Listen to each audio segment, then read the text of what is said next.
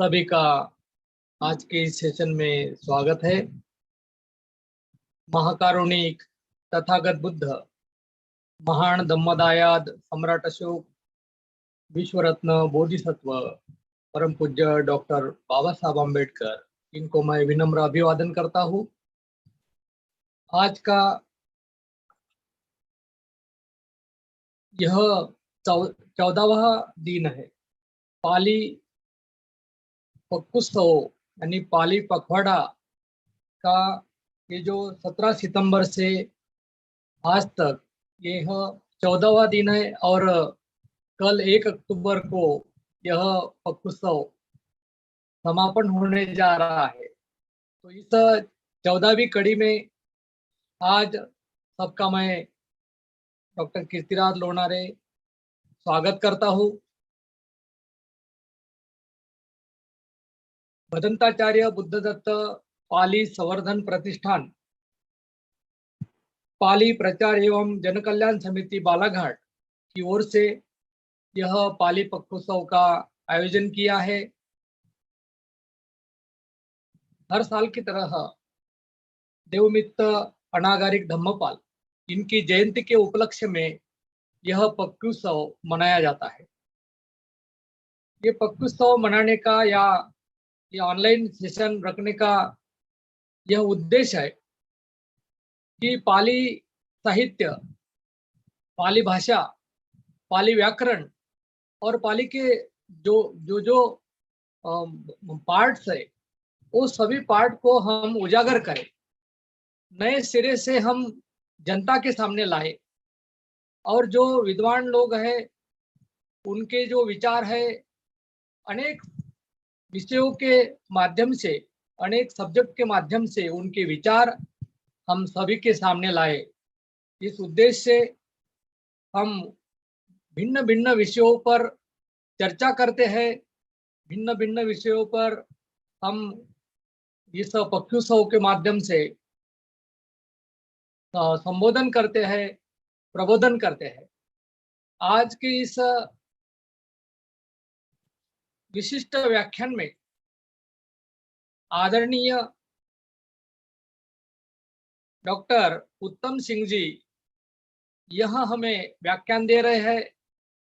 आदरणीय assistant professor है, केंद्रीय संस्कृत विश्वविद्यालय अगरतला त्रिपुरा। यहाँ पे आप असिस्टेंट प्रोफेसर की ड्यूटी करते हैं। और यह आदरणीय पुरालिपि विशेषज्ञ तथा पांडुलिपि के अध्येता भी है। आज हम देखते हैं कि बहुत सारे ऐसे लोग हैं कि जिन्हें पांडुलिपि भी मालूम नहीं है। हमने आज दोपहर में कुछ लोगों से डिस्कशन किया तो भाई ये पांडुलिपि का ये सब्जेक्ट आज शाम को है, तो अब तो कुछ लोगों को ये मालूम भी नहीं है। जैसे हम देखते हैं कि बहुत सारे लोग हैं कि जो अध्ययन करना चाहते हैं, स्टडी करना चाहते हैं, तो उनके लिए ये बहुत ही महत्वपूर्ण सब्जेक्ट आज का है। पूरा आर्कियोलॉजी के बारे में हम जब देखते हैं, धम्मलिपि के बारे में हम जब देखते हैं, और जैसे बर्मी है, थाई है, अनेक लिपि है। जैसे मराठी में देखते हैं देवनागरी स्क्रिप्ट है, लिपि की स्क्रिप्ट है। तो जो भी ये स्क्रिप्ट है, ये स्क्रिप्ट पढ़ना कैसे, ये स्क्रिप्ट होती कैसे है, और ये पांडुलिपियों के संपादन की क्या क्या संभावनाएं है। जैसे आज बौद्ध साहित्य की पांडुलिपियों के संपादन की संभावनाएं, ये बहुत ही महत्वपूर्ण सब्जेक्ट आज का है। तो आज के इस सब्जेक्ट के बारे में स्वागत करने के लिए आदरणीय चंद्रबली जी, इनको मैं विनती करता हूँ कि आज के स्वागत वेलकम नोट कीजिए। आदरणीय चंद्रबली जी, आपका माइक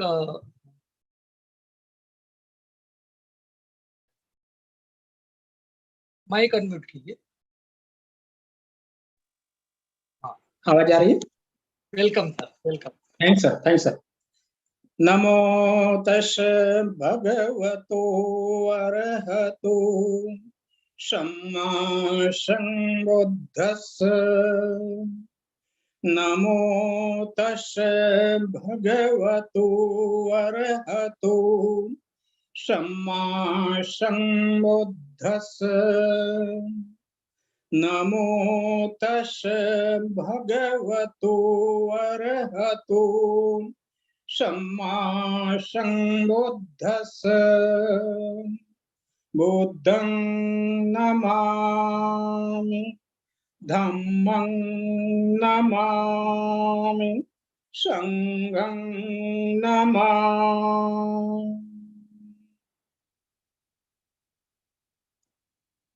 आज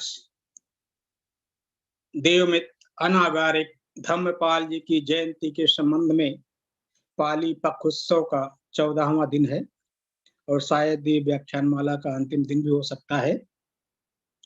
इस दिन मुझे स्वागत करने के लिए जो अवसर दिया गया है उसके लिए मैं भदंताचार्य बुद्धदत्त पाली संवर्धन प्रतिष्ठान एवं पाली प्रचार तथा जन कल्याण समिति बालाघाट का हृदय से आभार व्यक्त करता हूं। सबसे पहले इस ऑनलाइन पटल पर उपस्थित सभी थेरों, महाथेरों तथा भिक्षुगणों को वंदना करता हूं। खमत में बनते शब्दं अपराधम। तदुपरांत इस कार्यक्रम के प्रणेता, समन्वयक, निदेशक, पाली प्रचार प्रसार के लिए तन मन धन से लगे हुए, जिनके प्रति मेरे हृदय में अपार श्रद्धा है और शायद और उनका भी स्नेह मुझे समय समय पर मिलता रहता है, मैं डॉक्टर प्रफुल्ल गढ़पाल जी का भी स्वागत करता हूं, अभिनंदन करता हूं, वंदन करता हूं।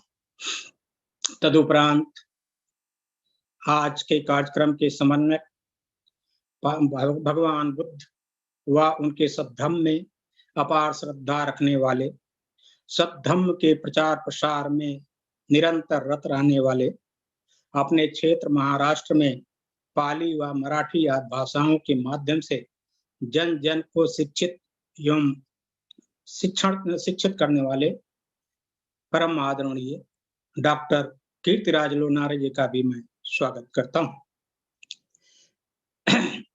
आज धन्यवाद के लिए नामित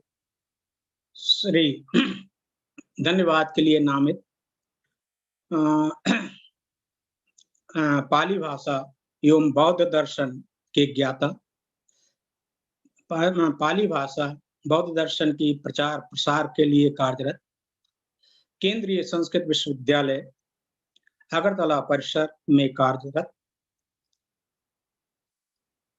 केंद्रीय संस्कृत विश्वविद्यालय लखनऊ परिसर में पाली भाषा एवं बौद्ध दर्शन संकाय के विभागाध्यक्ष डॉक्टर रामनंदन सिंह जिनके प्रशंसक हैं, मैं ऐसे तासी नामक ग्याल जी का भी स्वागत करता हूं। तदुपरांत इस पटल पर उपस्थित सभी भद्रजनों, विद्वज्जनों, उपासक उपासिकाओं और अपने सहपाठियों का विशेष रूप से स्वागत करता हूं। जैसा कि आप सबको विदित है कि भारत सरकार की राष्ट्रीय शिक्षा नीति 2020 में भारतीय पुरातन ज्ञान परंपरा को बहुत ही महत्व दिया गया है। भारतीय ज्ञान परंपरा में श्रमण संस्कृति एवं वैदिक संस्कृति दोनों परंपराएं आती हैं। श्रमण परंपरा के अंतर्गत बौद्ध साहित्य अत्यंत ही विस्तृत एवं प्रगाढ़ है।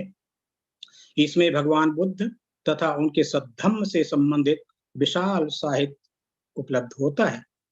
पाली, प्राकृत, मागधी, सूरसेनी, अपभ्रंश आदि तत्कालीन भाषाओं के अतिरिक्त सिंहली, बर्मी, थाई, चीनी, तिब्बती, भूती आदि भाषाओं में भी भगवान बुद्ध की शिक्षाओं एवं परंपराओं का विशाल भंडार साहित्य उपलब्ध है।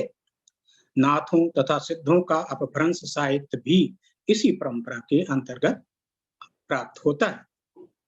बहुत सारा साहित्य पूर्व में प्रकाशित हो चुका है, परंतु आज भी ऐसा बहुत सा साहित्य है जो पांडुलिपियों के रूप में हस्तलेख, भोजपत्रों, ताड़पत्रों, शिलालेखों, गुफाओं, सिक्कों आदि में उपलब्ध है। जैसा आप सभी लोगों को विदित है कि श्रीलंका में चतुर्थ संगीति के समय महाराज अभय बट्टगामनी ने त्रिपिटक को ताड़ के पत्तों पर लिपिबद्ध कराया था। ताड़ के पत्तों पर सीधी लाइन में लिखने पर वो पत्ते फट जाते हैं या उनके फटने का डर रहता था, इसीलिए सिंहली भाषा में अक्षरों को गोल गोल व तिरछे आड़े तिरछे लिखा जाता था।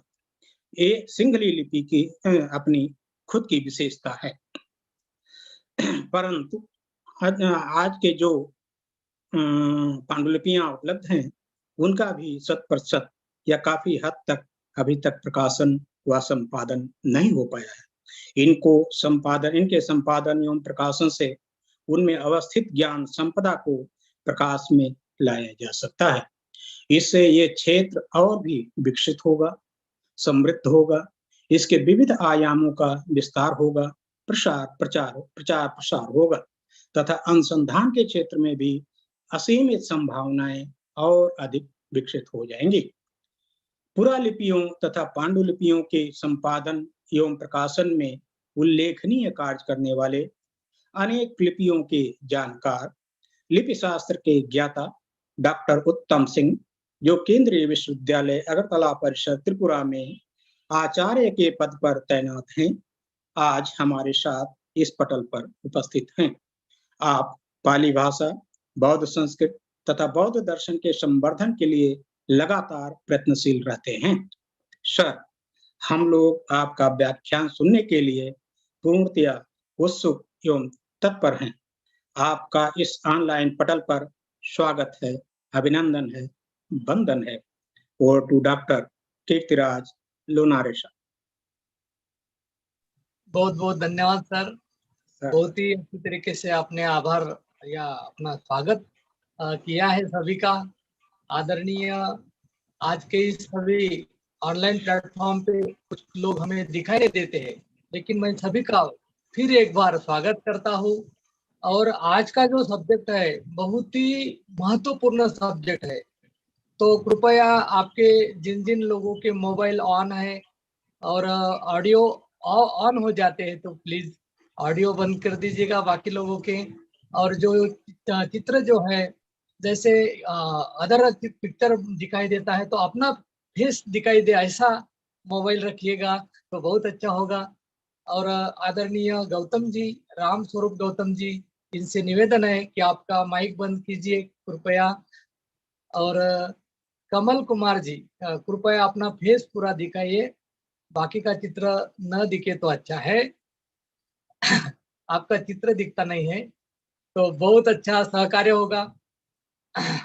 सभी से फिर एक बार निवेदन है कि आप, आज का जो विषय है बहुत ही महत्वपूर्ण है, तो आदरणीय डॉक्टर उत्तम सिंह जी से मैं निवेदन करता हूँ कि कृपया आज का अपना विषय बौद्ध साहित्य की पांडुलिपियों के संपादन की संभावनाएं, यह आपका विषय हमारे सामने रखे।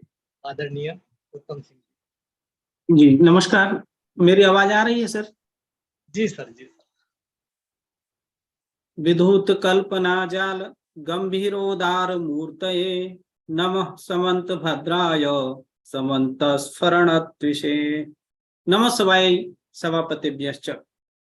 परम सौभाग्य का विषय है, हर्ष का विषय है कि पाली संवर्धन प्रतिष्ठान द्वारा पाली भाषा के प्रचार प्रसार के लिए एवं शास्त्रों के संरक्षण के उद्देश्य से जो ये पाली पखोत्सव महोत्सव मनाया जा रहा है, ये वाकई एक बड़ा प्रशंसनीय कार्य है और इसमें मुझे भी बोलने का अवसर प्राप्त हुआ, ये मेरा सौभाग्य है। इसके लिए बहुत बहुत आभार। तो विषय है बौद्ध साहित्य की पांडुलिपियों के संपादन की संभावनाएं।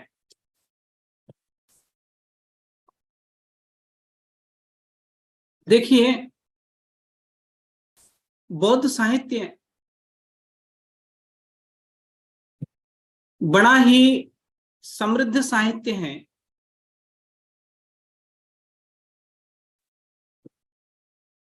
और बड़ा ही जो है परिष्कृत साहित्य है।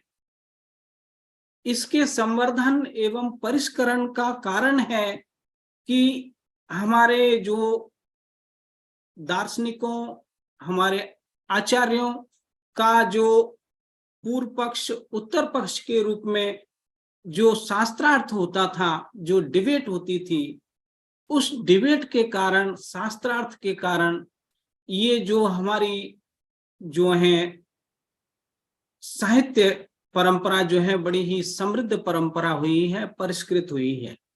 और विशेष करके जो है बौद्ध साहित्य तो और भी ज्यादा, क्योंकि इसमें हमेशा जो है पूर्व पक्ष के साथ कई कई पूर्व पक्ष जो है इनके बौद्धाचार्यों के सामने रहते थे। तो आचार्यों ने जो है उन सब को ध्यान में रखते हुए इस प्रकार से शास्त्रों की रचना की है कि जहां किसी प्रकार का लेस मात्र भी कहीं कोई जो है और जो है संकोच या कोई त्रुटि की संभावना नहीं रहती। तो ये समृद्ध साहित्य है, उपकारी साहित्य है, लोकोपकारक साहित्य है, जो कि हमें पांडुलिपियों के माध्यम से हम तक जो है हमें प्राप्त हुआ है।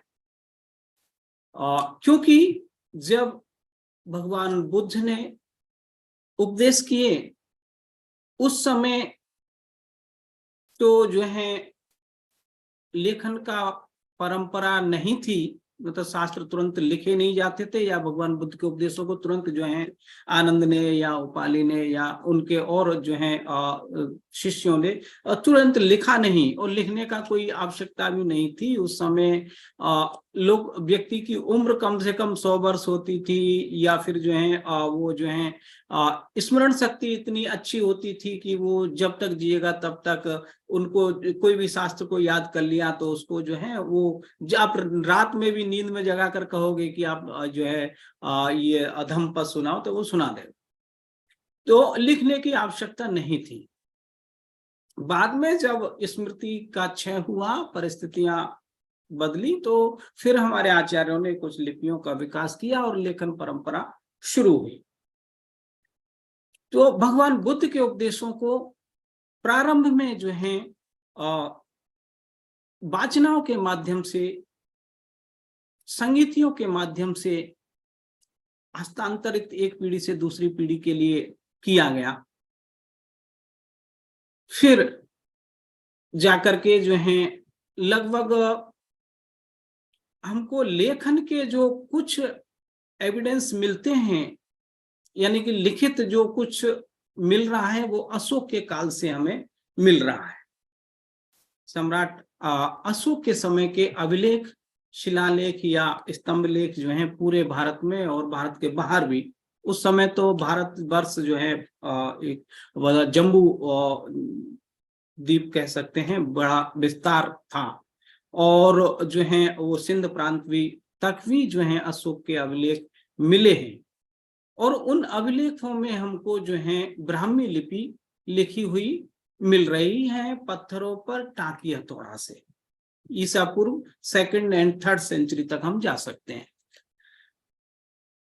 वहां से हमें जो है, लेकिन वहां पे भी जो ब्राह्मी लिपि में जो ये अभिलेख मिल रहे हैं, वहां उन अशोक के अभिलेखों में कहीं ब्राह्मी शब्द का उल्लेख नहीं है। वहां उन्होंने धम्म लिपि शब्द का प्रयोग किया है। वो कहते हैं कि इयम धम्म लिपि देवानाम पियेन पिय दंसिना राया लेखा पिता। वो धम्म अभिलेख है, धम्म लेख है। बाद में फिर हमारे जो है पुरातत्ववेत्ताओं ने कुछ शास्त्रों में जो लिपियों के उल्लेख मिले हैं, उनके आधार पर जो है ये निर्णय लिया कि ये अशोक के शिलालेखों में लिखी हुई लिपि ब्राह्मी ही है। क्योंकि जैसे कि हमारा जो ललित विस्तर ग्रंथ है 1st सेंचुरी का, उसमें 64 लिपियों का नाम उल्लेख मिलता है, और वहां पे पहला नाम ब्राह्मी है, दूसरा खरोष्ठी। उसके अलावा जैन ग्रंथ हैं पन्नवणा सूत्र है, वहां पे भी 18 लिपियों का, प्रगति सूत्र में 18 लिपियों का नाम उल्लेख मिलता है। और उसमें भी पहला नाम जो है ब्राह्मी का है। तो विद्वानों ने, पुरातत्ववेत्ताओं ने इसी कुछ एविडेंस के आधार पर निर्णय किया कि ये पूरे भारत में के अभिलेखों में जो ये लिपि मिल रही है, ये जो है ब्राह्मी ही है। इस प्रकार से हम लगभग ईसा पूर्व 2री-3री शताब्दी तक लिपि के साक्ष्यों तक पहुंचते हैं। मैं लिपियों के बारे में थोड़ी सी चर्चा करके फिर पांडुलिपि पे आऊंगा, क्योंकि पांडुलिपि बिना लिपि के जो है लिख नहीं सकते भाई। कोई लिपि होगी तभी पांडुलिपि तैयार होगी। तो लिपि कब से हमारे यहाँ हो सकती है, थोड़ा सा मैं इसका मैं बताना चाहूंगा। उससे पहले और हम जाएं तो भगवान बुद्ध के समय में भी लिपियों के उल्लेख जो हैं, जैसा कि ललित विस्तर में जो 64 लिपि है, तो वो जो 10वां जो अध्याय है लिपि संदंशन पर्व, वहां प्रसंग यही है कि भगवान बुद्ध अपने गुरुजी के पास जाते हैं और गुरुजी कहते हैं कि हम आज आपको लिपियां पढ़ाएंगे। तो भगवान कहते हैं कि इस जगत में 64 लिपियां हैं और उनके नाम बता देते हैं, तो आप इनमें से मुझे कौन सी लिपि पढ़ाने वाले हैं। तो वहां से हमें जो है तो हो सकता है कि जब भगवान स्वयं इस बात को कह रहे हैं, तो भगवान बुद्ध के समय भी ये लिपियां रही होंगी। तो लिपि थी तो हो सकता है लिखा भी गया हो, लेकिन लिखा हुआ कुछ उस समय का मिल नहीं रहा है। उससे पहले भी यदि हम इंडस वैली सिविलाइजेशन में जाएं, सिंधु घाटी सभ्यता लगभग और 15,000 वर्ष पहले या 17,000 वर्ष पहले के जो कुछ खुदाई में जो कुछ अवशेष, जो अभिलेख मिले हैं, वहां से भी हमें कुछ अक्षर, कुछ मोहरें, कुछ सिक्के कुछ प्राप्त हुए हैं, जिनमें कुछ अक्षर बने हुए हैं और कुछ चित्र बने हुए हैं। वो प्राचीनतम जो है लेखन के साक्ष्य हैं, लिपि साक्ष्य हैं। खैर उनको अभी तक 100% तो नहीं पढ़ा, सही से नहीं पढ़ा जा सका है। जब पढ़ा जाएगा तो शायद कुछ नया और जो है निकल करके आएगा। यहां तक हम अनुमान लगाया जा रहा है कि शायद वो ब्राह्मी लिपि का ही प्राचीनतम रूप जो है इंडस वैली सिविलाइजेशन की स्क्रिप्ट हो सकती है, क्योंकि उसके अक्षर भी बिल्कुल थोड़े से जो है काफी ब्राह्मी लिपि के काफी जो है मिलते जुलते से हैं। वो भी खोद करके लिखे हुए हैं लेफ्ट टू राइट। अब लेफ्ट टू राइट तो जब पढ़ा जाएगा तब पता चलेगा, लेकिन संभावना है कि शायद लेफ्ट टू राइट ही है, क्योंकि ब्राह्मी लिपि लेफ्ट टू राइट है। और ब्राह्मी के साथ जो खरोष्टी लिपि मिल रही है वो राइट टू लेफ्ट लिखी हुई, दाएं से बाएं लिखी हुई मिलती है। खरोष्टी में भी कुछ अभिलेख लिखे हुए मिलते हैं। यहाँ तक कि हमारा जो है बौद्ध ग्रंथ भी जो है अभिधम पिटक जो कुछ अंश जो है खरोष्टी में लिखे हुए मिले हैं। मैं उनके कुछ चित्र भी आप लोगों को बताऊंगा। तो इस प्रकार से एक जो है हम वहां तक पहुंच सकते हैं कि इंडस वैली सिविलाइजेशन के समय में भी कुछ स्क्रिप्ट वगैरह थी, फिर चित्रलिपि, भाव लिपि और जो है रज्जु लिपि और बहुत सारी लिपियां जो हैं बीच में आई। फिर जो है अक्षरात्मक लिपि तक पहुंचते हैं हम लगभग अशोक के समय पे। और पहली शताब्दी में हमें जो बट्टगामनी जो राजा हुए श्रीलंका के, उल्लेख मिलता है कि उन्होंने जो है बौद्ध पिटकों को जो है लिखवाया था और स्तूपों में रखवाया था। तो वो अभी प्राप्त नहीं हुए हैं, कभी प्राप्त होंगे तो कुछ और नए जो है आयाम उजागर होंगे। अर्थात यानी कि देखिए, ब्राह्मी में कोई ग्रंथ लिखा हुआ नहीं मिल रहा, ब्राह्मी में सिर्फ अभिलेख मिल रहे, चाहे वो शिला पे हो या ताम्रपत्र पे हो या लोह पत्र पे हो। और ग्रंथ लेखन का जो है जो बट्टगामनी के समय का श्रीलंका के राजा का जो उल्लेख मिलता है वो अवश्य ही ब्राह्मी लिपि में रहे होंगे, क्योंकि उस समय ब्राह्मी लिपि खूब चलन में थी। और वो जब हमें कभी मिलेंगे, प्राप्त होंगे, तो कुछ नए और जो है आयाम निकल करके आएंगे। इस प्रकार से हम लगभग 1st सेंचुरी तक पहुंच जाते हैं। उसके बाद से ब्राह्मी लिपि जो है लगभग गुप्त काल तक 4th-5th सेंचुरी तक ब्राह्मी लिपि में ही ज्यादा जो है लेखन कार्य रहा।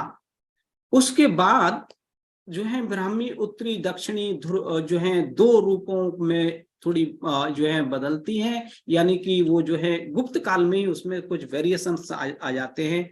एक कुटिल लिपि, कुटिल ब्राह्मी, यानी कि अक्षरों की आकृति कुटिलाकार हो जाती है, उनके ऊपर थोड़ी सी जो है सुरोरेखा लगा करके लिखने की परंपरा आ जाती है, अक्षरों में नीचे पूंछ लगा करके लिखने की परंपरा आ जाती है। और वो कुटिल लिपि से जो है फिर जो है ये दक्षिण और उत्तर भारत में अलग अलग प्रवाह लिपि के हो जाते हैं।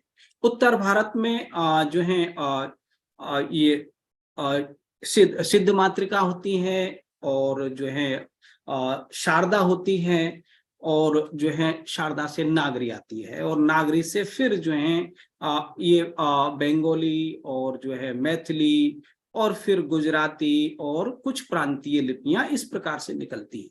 और दक्षिण भारत में जो है एक ग्रंथ लिपि निकलती है, और ग्रंथ लिपि का लगभग 7वीं शताब्दी तक के मैन्युस्क्रिप्ट अभी मिल गए हैं।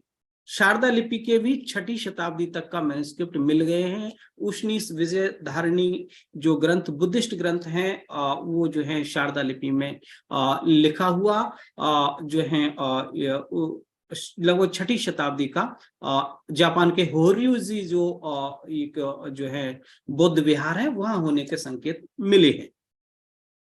तो इस प्रकार से लगभग 6ठी शताब्दी के आसपास तक हम इन शारदा और ग्रंथ लिपि के में लेखन के कुछ साक्ष्य मिल रहे हैं। और उधर ग्रंथ लिपि से फिर तमिल, तेलुगु, मलयालम और दक्षिण भारत की जो है लिपियां, नंदी नागरी भी दक्षिण भारत की लिपि है, ये निकलती हैं। और नागरी लिपि से ही मिलती जुलती एक जो है नेवारी स्क्रिप्ट है नेपाल में। जो नेवारी लिपि में बहुत सारे जो है बुद्धिस्ट मैन्युस्क्रिप्ट्स लिखे हुए हैं। तो इन जो है लिपियों में जब ये लिपियां आ गई तो इन लिपियों में शास्त्रों को लिखा गया। लेखन के लिए जो साधन थे, एक हमें लिपि चाहिए, एक जो है लिप्यासन चाहिए, और एक कलम चाहिए। प्रारंभ में जब शिलालेख लिखे जा रहे थे या जो है ताम्र पत्र और जो है लिखे जा रहे थे, या लोह पत्र लिखे जा रहे थे, या स्वर्ण पत्र पे लिखा जा रहा था, तो वह टाकी हथौड़ा जो है ऐसा नुकीले साधन जो है लेखन के वो कलम थे। जब साधन लेखन का बदला, हमारे पास ताड़पत्र आ गया लगभग 6ठी शताब्दी। जैसे ही ब्राह्मी लिपि से, क्योंकि ब्राह्मी लिपि खोद करके लिखी जाती है, जैसे ही ब्राह्मी से हम दूसरी लिपियों में आते हैं तो जो है लेखन के साधन बदल जाते हैं। फिर हमारे पास ताड़पत्र आ जाते हैं, हमारे पास भूर्ज पत्र आ जाते हैं, हमारे पास हैंडमेड पेपर आ जाता है। ये क्रम से आता है। ताड़पत्र भूजपत्र लगभग समान, लगभग एक साथ की परंपरा है। ताड़पत्र मतलब वो ताड़ के जो है श्रीलंका से जो श्रीताल जो होता है, श्रीलंका का बड़ा, श्रीलंका के ताड़पत्र बड़े अच्छे माने जाते हैं लेखन के लिए। वो बड़े स्मूथ चिकने होते हैं, श्रीताल उसको बोलते हैं। ताड़पत्र दो होता है, श्रीताल और खरताल। भारत में कई जगह जो कोस्टल एरियाज हैं, समुद्री एरियाज हैं, वहां पे भी ताड़पत्र मिलते हैं, लेकिन वो खरताल हैं, उन पे भी कुछ लिखे गए हैं, परंतु वो जो है जल्दी खर जाते हैं, बिखर जाते हैं। 100-200 साल में वो ग्रंथ जो है वो नष्ट हो जाता है। लेकिन जो श्रीताल है उस पर लिखा हुआ मैन्युस्क्रिप्ट बहुत जल्दी जो है नष्ट नहीं होता।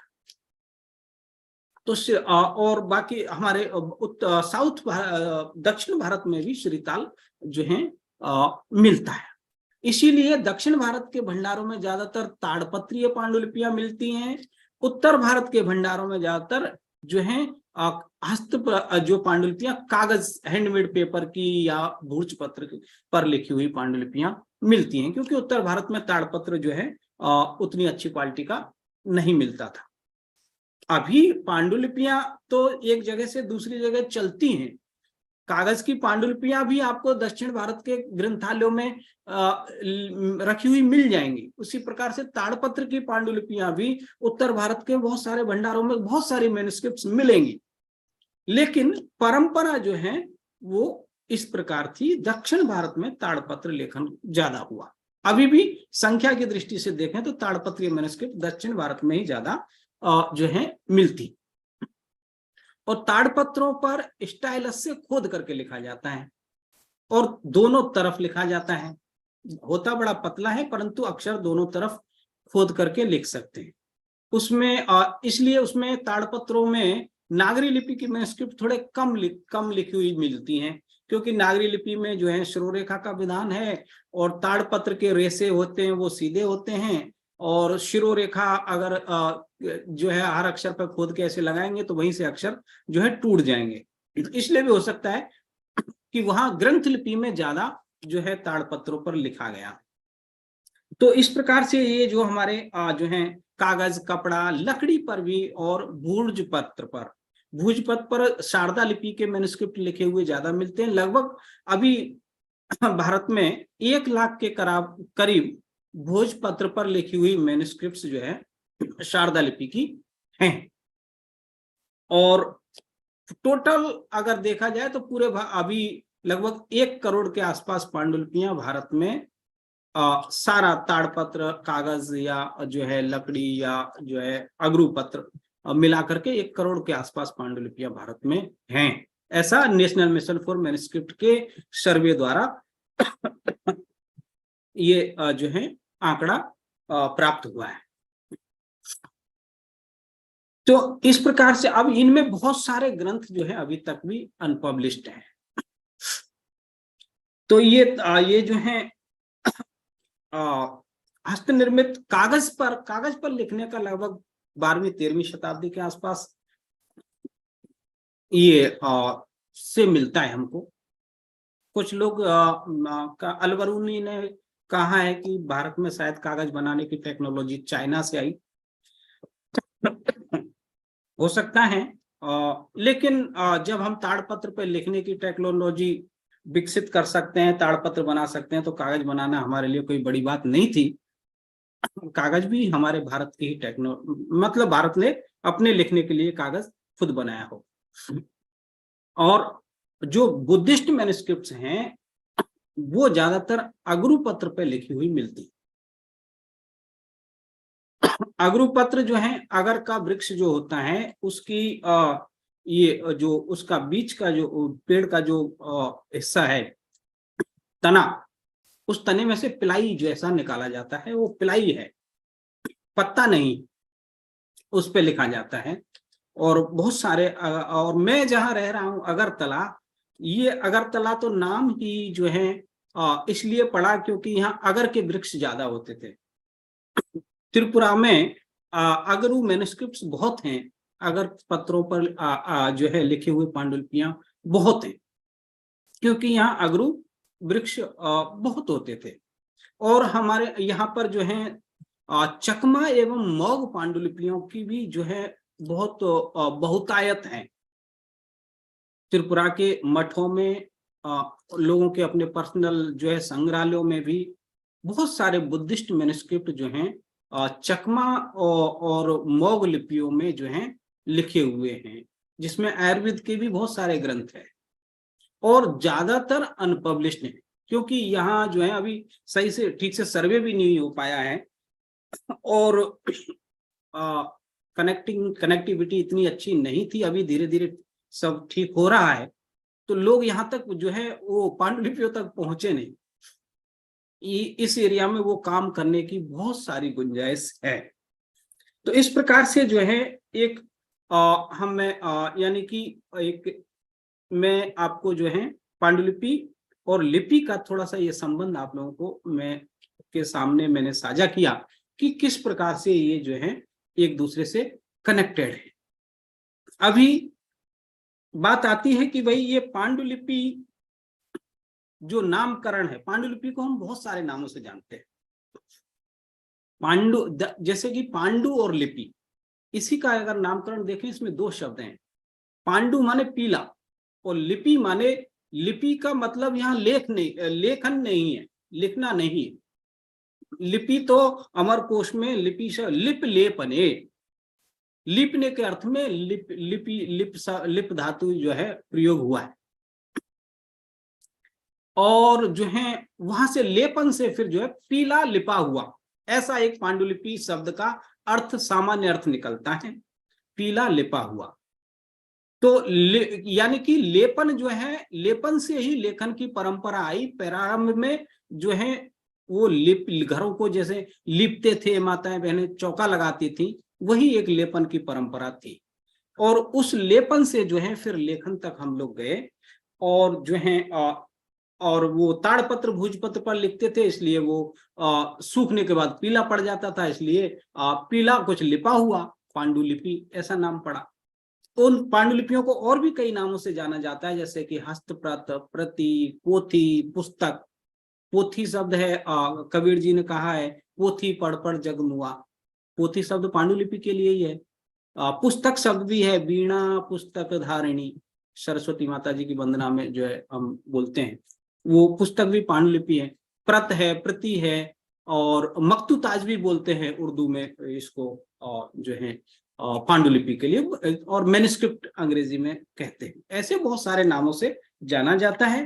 तो अभी नेशनल मिशन फॉर मैन्युस्क्रिप्ट ने जो पांडुलिपि की परिभाषा दी है, वो कहता है, उन्होंने कहा कि कम से कम 75 साल पुराना हस्तलिखित ऐसा डॉक्यूमेंट जो कि दार्शनिक सामाजिक महत्व का हो, उसका कोई वैल्यू हो, वो जो है दस्तावेज पांडुलिपि। कम से कम 75 साल पुराना हो, हाथ से लिखा हो, और वो महत्वपूर्ण हो किसी भी दृष्टि से, दार्शनिक दृष्टि से, सामाजिक दृष्टि से, या आर्थिक दृष्टि से, या नैतिक दृष्टि से, उसका कोई मूल्य होना चाहिए। वो सबको जो है एनएमएम ने पांडुलिपि ऐसा कहा है। अब जो है बौद्ध साहित्य की पांडुलिपियां, दर्शन की भी बहुत सारी पांडुलिपियां मिलती हैं हमारे, जो है पिटक साहित्य की भी बहुत सारी पांडुलिपियां हैं और अप्रकाशित हैं। आप जो है मैं अभी अहमदाबाद के एक भंडार में गया था, वहां पे मैंने जो है कुछ बुद्धिस्ट मैन्युस्क्रिप्ट्स जैन भंडार में देखे, अगरू पत्र पर लिखे हुए, एलडी इंडोलॉजी में और आचार्य कैलाश सागर सूर्य ज्ञान भंडार में, दोनों जगह बुद्धिस्ट मैन्युस्क्रिप्ट हैं। उसके अलावा जो है यानी कि आप जो है किसी भी भंडार में चले जाइए, कुछ ना कुछ मैन्युस्क्रिप्ट आपको, किसी भी भंडार में ऐसा नहीं है कि वो कोई एक ही परंपरा के ग्रंथों को रखता हो। ग्रंथों के साथ कभी भेदभाव कहीं हुआ नहीं, हर परंपरा के ग्रंथ भंडारों में जो है मिल रहे हैं। एलडी इंडोलॉजी में मैंने एक जो है ये देखा, 13वीं शताब्दी का कुरान जो कि चर्म पर लिखा हुआ है।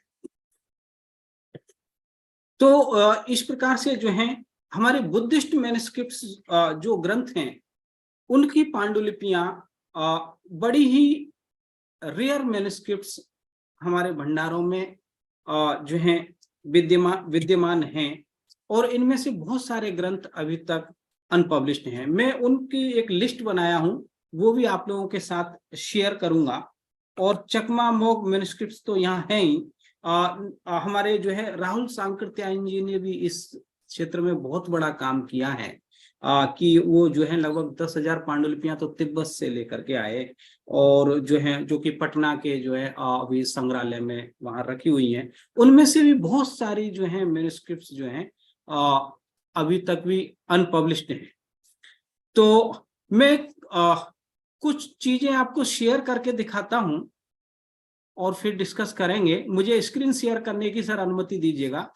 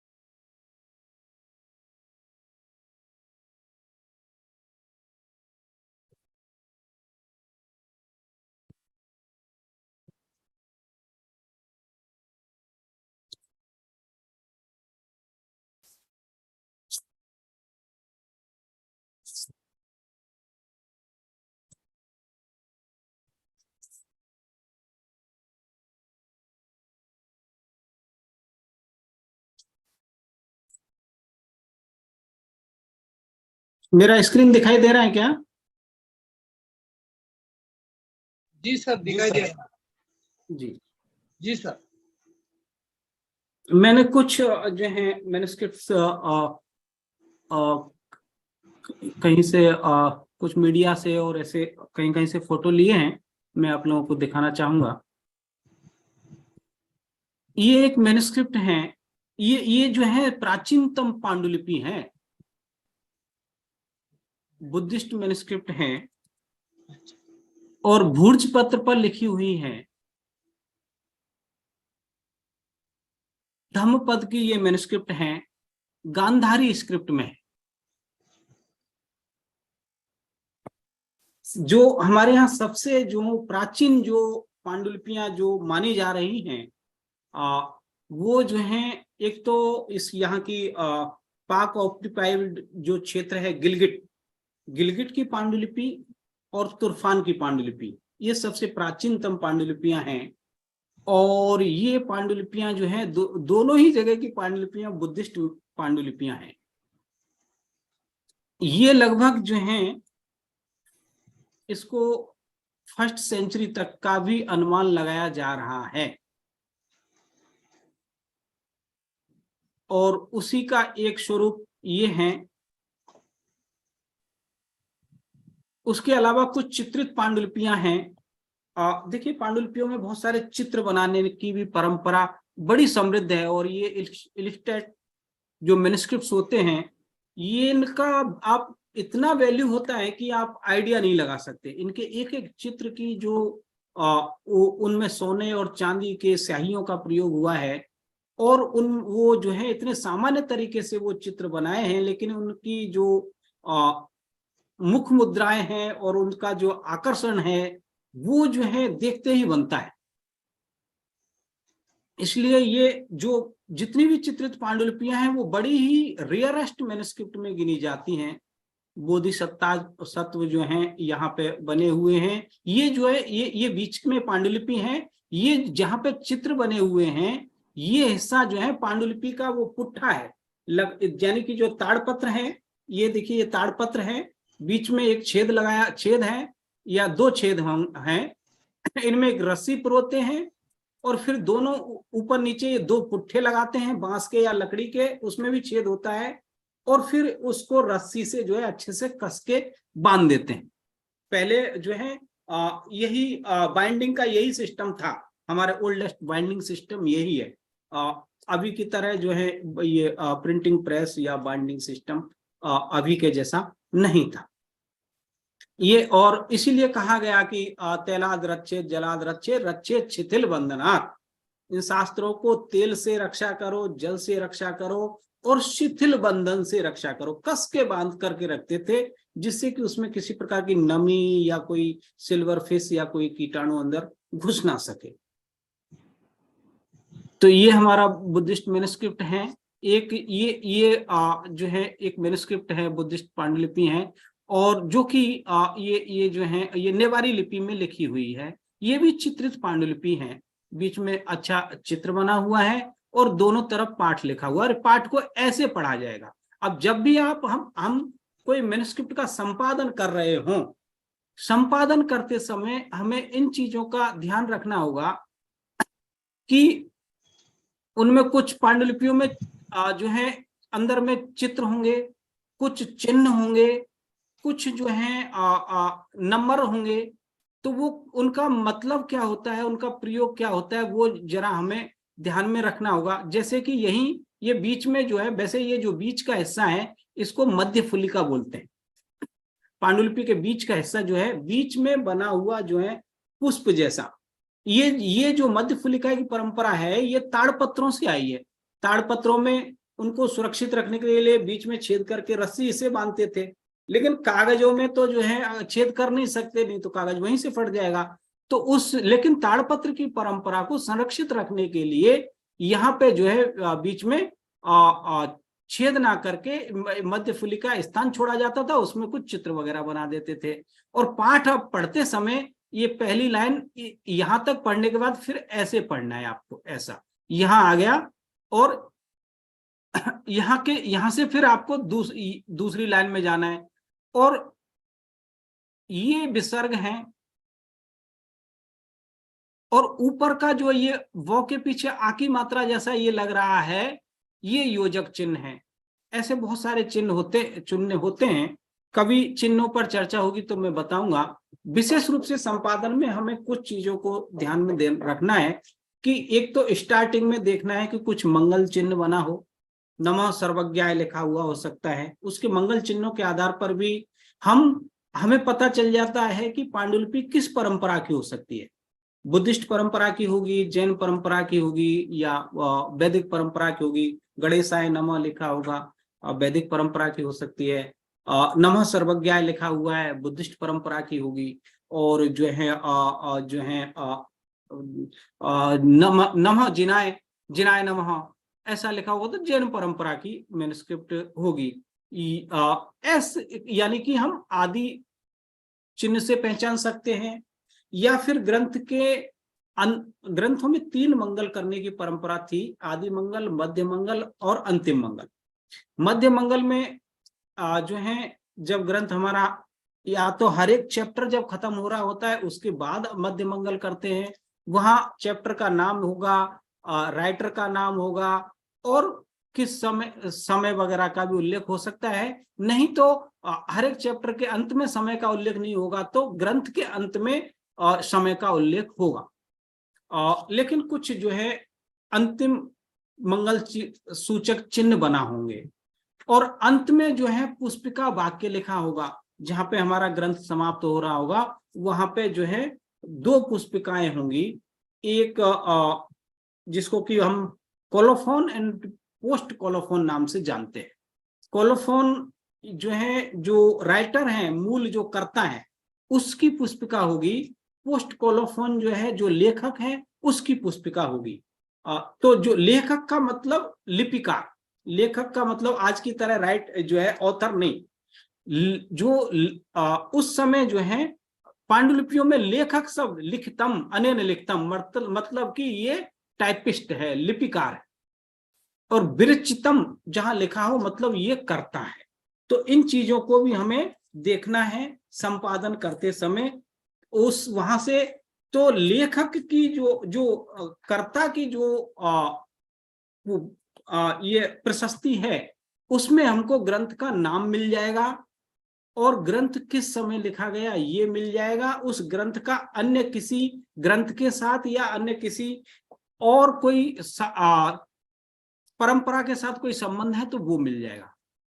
और जो लिपिकार की जो पोस्ट कोलोफोन होगा उसमें हमको वो हस्तप्रत जो है पांडुलिपि कब लिखी गई, कहाँ लिखी गई, किसके आदेश से लिखी गई, किसने उसके लिए पैसा दिया, और उसमें कितने अक्षर हैं, और जो है ग्रंथ का नाम क्या है, और यहाँ भी ये भी मिल सकता है कि वो किस मैन्युस्क्रिप्ट पर से देख करके उन्होंने कॉपी किया है।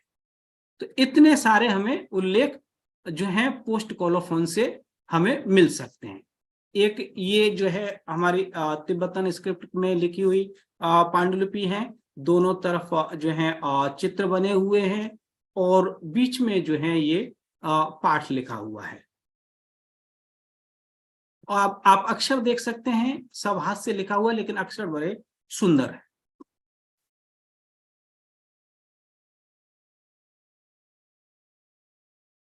एक ये ताड़पत्रीय पांडुलिपि है, जिसमें 3-3 जो है चित्र बने हुए हैं, और ये पाठ लिखे हुए हैं। अब ताड़पत्रीय पांडुलिपियों में जो बी साइड होता है वहां पे पेज नंबर लिखा होगा, राइट साइड में आपको मिलेगा, और लेफ्ट साइड में यहाँ या इस जगह पर, इनको मार्जिन हाशिया बोलते हैं, यहां पर आपको जो है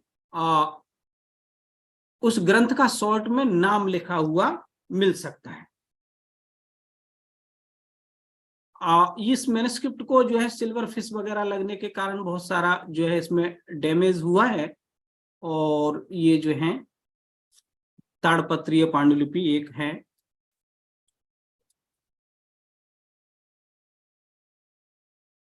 ये भी नेवारी लिपि में है।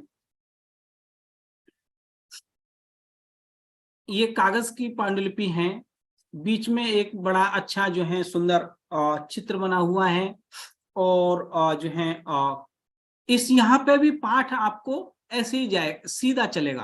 पहली लाइन ये पढ़ के पहली लाइन ये पूरी होगी, फिर दूसरी लाइन पे आप आएंगे, फिर तीसरी लाइन में आप ऐसे आएंगे। इस प्रकार से आपका पाठ ऊपर से नीचे की ओर जाएगा, लेफ्ट टू राइट। ये भी हो गया। ये भी एक जो है चित्रित पांडुलिपि है, बीच में चित्र बना हुआ है, दोनों तरफ पाठ लिखा हुआ है। तो ये मैन्युस्क्रिप्ट्स जो हैं, एक मिनट, मेरा स्क्रीन दिखाई दे रहा है कि चला गया? नहीं सर, दिखाई नहीं दे रहा अभी। अच्छा, किसी ने तो और एक स्क्रीन हाँ कुछ आया और फिर चला गया। मैं फिर से देख रहा हूँ। नीरज कुमारी जो है ना, नीरज कुमारी जी, कृपया अपना स्क्रीन हो रहा है सर, स्क्रीन जी जी, अच्छा इसको मैं बड़ा कर देता हूँ। जी,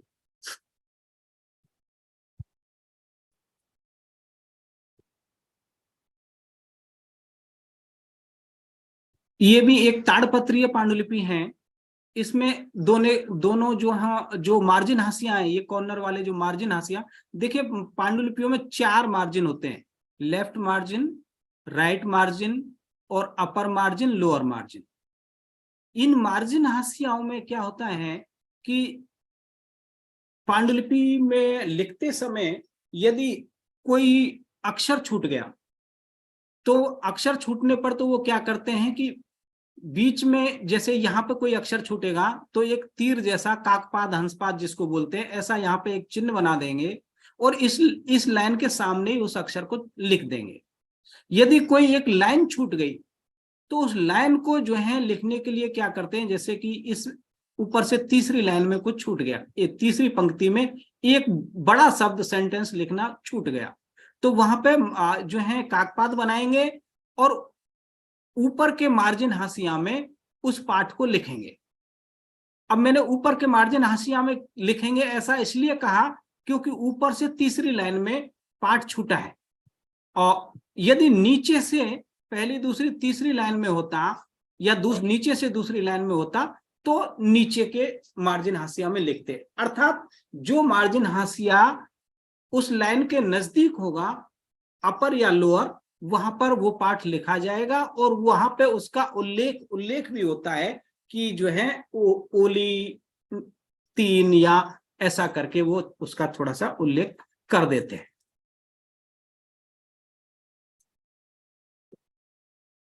ये एक मैन्युस्क्रिप्ट है जो कि कागज पर लिखा हुआ है और चित्रित है, नेवारी लिपि है।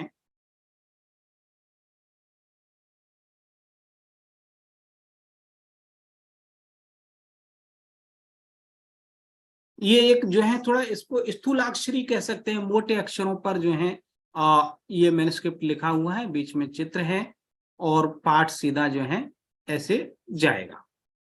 ये भी नेवारी स्क्रिप्ट का है।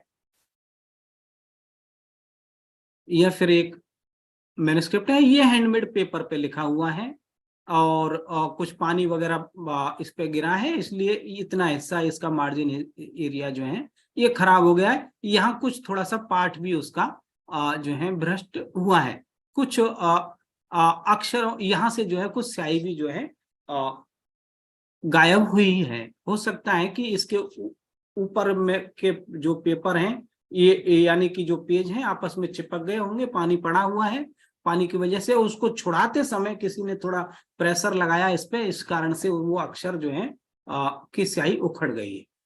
तो हमें ये भी ध्यान रखना है, हमें यदि किसी मैन्युस्क्रिप्ट पर हम काम कर रहे हैं तो अगर वो चिपका हुआ है तो उसे बहुत ज्यादा प्रेशर करके उस पेपर को हटाने की छुड़ाने के लिए हम हम स्वयं ऐसा कोशिश ना करें।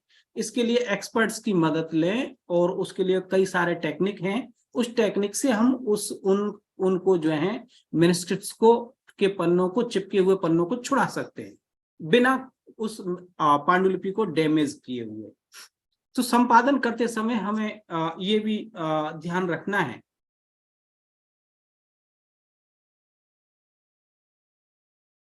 ये एक कागज पर लिखी हुई पांडुलिपि है और यहाँ पे आप देख सकते हैं कि ये पेज नंबर लिखा हुआ है। और जैसे कि यहाँ ये दी जो है ये कुछ पाठ जो है इसमें लाइन में कहीं छूट गया था पाठ, तो उस पाठ को मार्जिन हाशिया में यहाँ लिख दिया गया है, ऐड किया गया है। तो संपादन करते समय हमें इन बातों का ध्यान रखना होगा कि कौन पाठ या कोई अक्षर कहाँ ऐड हो सकता है या उसका क्या महत्व हो सकता है। अब जैसे ये देखें आप, यहाँ पे इसको जो है ये लाल गेरू कलर से इसको, ये इस पाठ को लाल कर दिया गया है यहाँ पर। इसका मतलब है कि या तो कोई अध्याय समाप्त हो रहा है या फिर ग्रंथ समाप्त हो रहा है, और यहाँ ग्रंथ ही समाप्त हो रहा है क्योंकि इसमें ग्रंथ समाप्ति सूचक चिन्ह बना हुआ है। थोड़ा मैं बड़ा करके बता रहा हूं, ये देखिए एक डब्ल्यू जैसा है ऊपर में, नीचे में एक पूंछ जैसा है और 2 जीरो जैसा लगा हुआ है, और श्री है द्वादश ऐसा पूर्ण, ये पूर्ण। तो ऐसा चिन्ह मिलने पर हमें जो है पता चल जाता है कि यह ग्रंथ जो है पूरा हुआ। ये पूर्णता सूचक ये चिन्ह है, अंतिम मंगल सूचक चिन्ह इसको कह सकते हैं। तो हमें संपादन करते समय इन चिन्हों का भी ध्यान रखना है।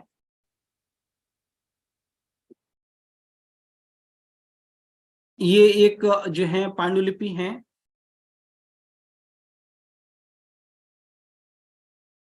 चित्रित हैं और बड़ी ही सुंदर अक्षरों में ये मैन्युस्क्रिप्ट लिखी हुई है, आप देख सकते हैं। और इसका जो ये पत्र है, ये इसकी साइज बड़ी लंबी है, पेपर की साइज जो है काफी लंबी है और जो है उत्कृष्ट श्रेणी का ग्रंथ है ये, इसको हम कह सकते हैं। और यहाँ पे इन्होंने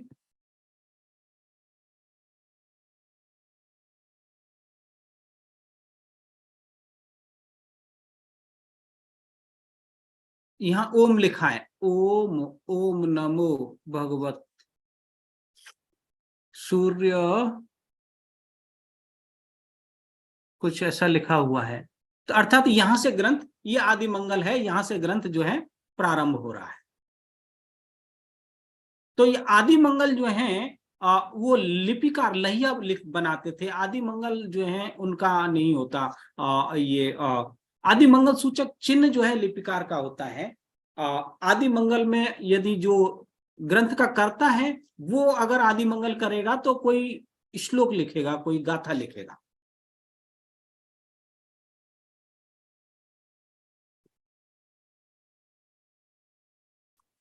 ये एक जो है मैन्युस्क्रिप्ट है, चित्रित पांडुलिपि है और बीच में इसमें जो है कागज पर लिखा हुआ है।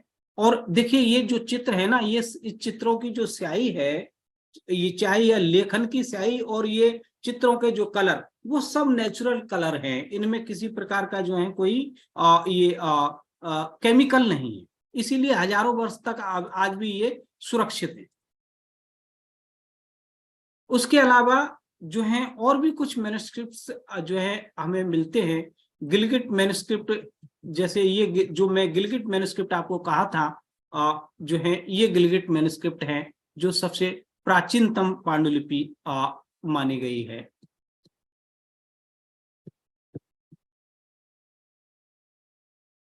फिफ्थ 6th सेंचुरी का ये मैन्युस्क्रिप्ट है। नेशनल आर्काइव न्यू दिल्ली और श्री प्रताप सिंह म्यूजियम श्रीनगर में ये मैन्युस्क्रिप्ट अभी अवेलेबल है, उसी का हिस्सा है। यानी कि ये सबसे प्राचीनतम पांडुलिपि, गिलगिट और तुर्फान की ही सबसे प्राचीनतम है।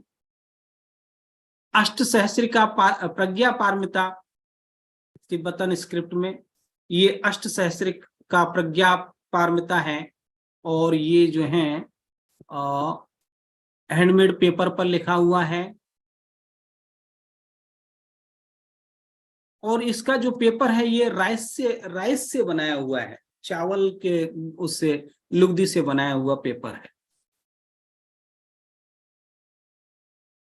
ये भी अष्टसहस्त्र का प्रज्ञा पारमिता की मैन्युस्क्रिप्ट है। और विनय पिटक की कुछ मैन्युस्क्रिप्ट आपको मैं दिखाना चाहूंगा, जो कि कलेक्शन ऑफ कार्गोन कॉम्प लद्दाख एंड जम्मू कश्मीर के भंडार का है ये मैन्युस्क्रिप्ट। विनय पिटक की ये पांडुलिपि है। देखिए पिटक जो है दरअसल क्या है, पिटक शब्द भी जो है एक प्रकार से पिटारी से आता है और वहां पांडुलिपि के साथ वो शब्द का बड़ा कनेक्शन है। क्योंकि पांडुलिपियों को पहले वो पिटारियों में ही रखा जाता, पेटियों में रखा जाता था। और हमारे जो पिटक हैं, जो सूत्र पिटक, विनय पिटक, अभिधम पिटक, ये ओनली जो है ये सिर्फ तीन ही जो है शास्त्र है, 3 पिटक ऐसा नहीं, इसमें जो है बहुत सारे ग्रंथ हैं। उन सब का जो है यानी 3 पेटियों में, 3 अलमारियों में भरकर जो है मंजूषाओं में उन ग्रंथों को रखा जाए, तब जो है वो पिटक ऐसा बनता है। तो यानी कि त्रिपिटक से मतलब सिर्फ 3 ग्रंथ ही नहीं, वो 3 पेटियों, 3 अलमारियों भर जाएं इतने सारे ग्रंथ। ये एक मैन्युस्क्रिप्ट है, ये भी तिब्बतन स्क्रिप्ट में है। और यहाँ तिब्बतन स्क्रिप्ट की जितनी मैन्युस्क्रिप्ट है उनमें आदि मंगल ऐसा है, ये आप चिन्ह देखेंगे ग्रंथ के प्रारंभ में, ऐसा आदि मंगल मिलता है। ये उससे पता चलता है ग्रंथ यहां से शुरू हो रहा है। अष्टसहस्रिका प्रज्ञा पारमिता, ये अष्टसहस्रिका प्रज्ञा पारमिता।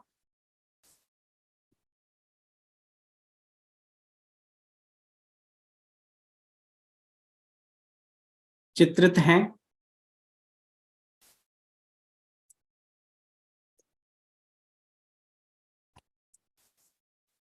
ये चित्र 2-2 चित्र बने हुए हैं।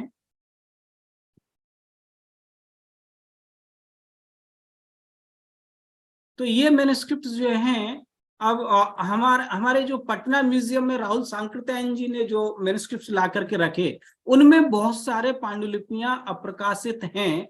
और उन पांडुलिपियों के प्रकाशन की बड़ी महती आवश्यकता है। जैसा कि हमारा इसमें था कि पांडुलिपियों के संपादन की संभावना, तो संपादन की संभावना, पांडुलिपियां होंगी तो अवश्य संभावना होगी। अभी मैं आपको कुछ पांडुलिपियों के नाम बता रहा हूं जो अभी तक अप्रकाशित हैं और उनका संपादन होना बहुत जरूरी है। और हमारे कुछ जो है विद्वान अध्येता इससे प्रेरित होकर के उन ग्रंथों को जो है वहां से ले सकते हैं। पटना म्यूजियम में राहुल सांकृत्यायन जी ने बहुत सारे मैन्युस्क्रिप्ट ला करके रखे हुए हैं, जिनमें की जो है तंत्र के बहुत सारे मैन्युस्क्रिप्ट हैं। भूत डामर तंत्र है, भूत डामर भट्टारक साधना है, कुरुकुल्ला कल्प है, आदि कर्मावतार है, मंजू कीर्तिपाद, और बुद्धादि पूजा विधि है, आदि कर्मावतार प्रतिबद्ध संबद्ध ग्रंथ है। और कुछ ग्रंथकारों के नाम के सहित भी मैं सिर्फ शॉर्ट में ही चीजों को आपको सिर्फ बताते हुए आगे जाऊंगा, क्योंकि समय का भी ये है।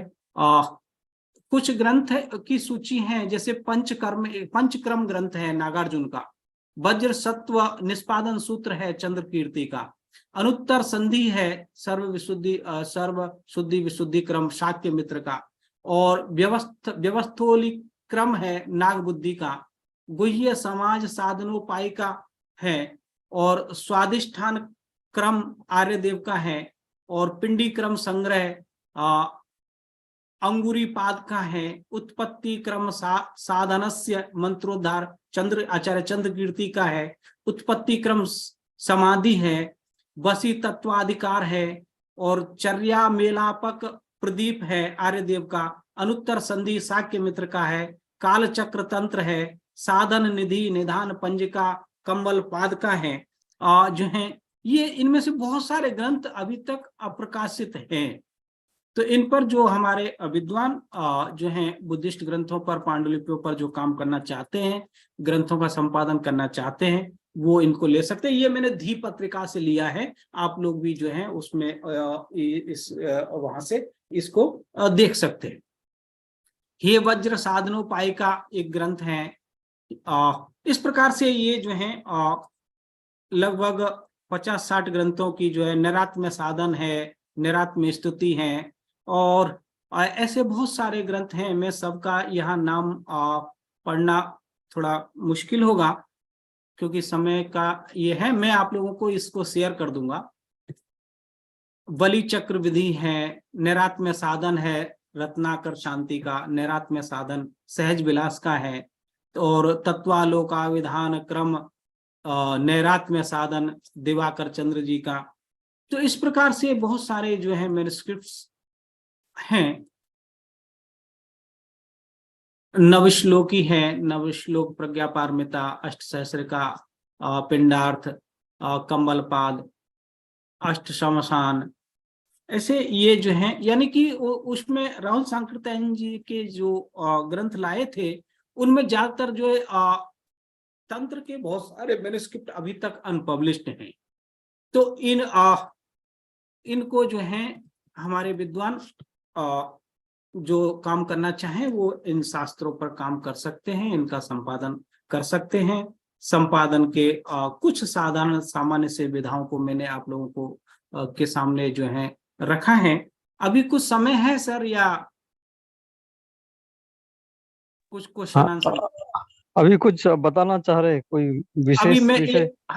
हाँ, एक स्लाइड और मैं शेयर करना चाह रहा था। हाँ दिखाइए, थोड़ा अगर समय है आप, तो 15-20 मिनट। जी अच्छा।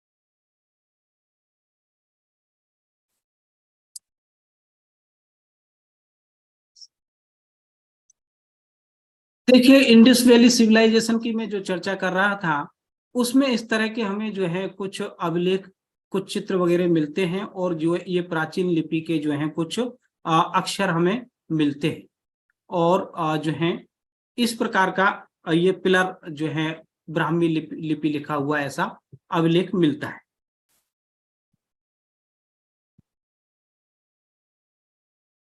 कुछ जो है लिपियां जो है कीलाक्षरी भी जो है मेसोपोटामिया वगैरह में जो है कीलाक्षरी लिपि भी थी, और चाइना की जो है चित्रलिपि,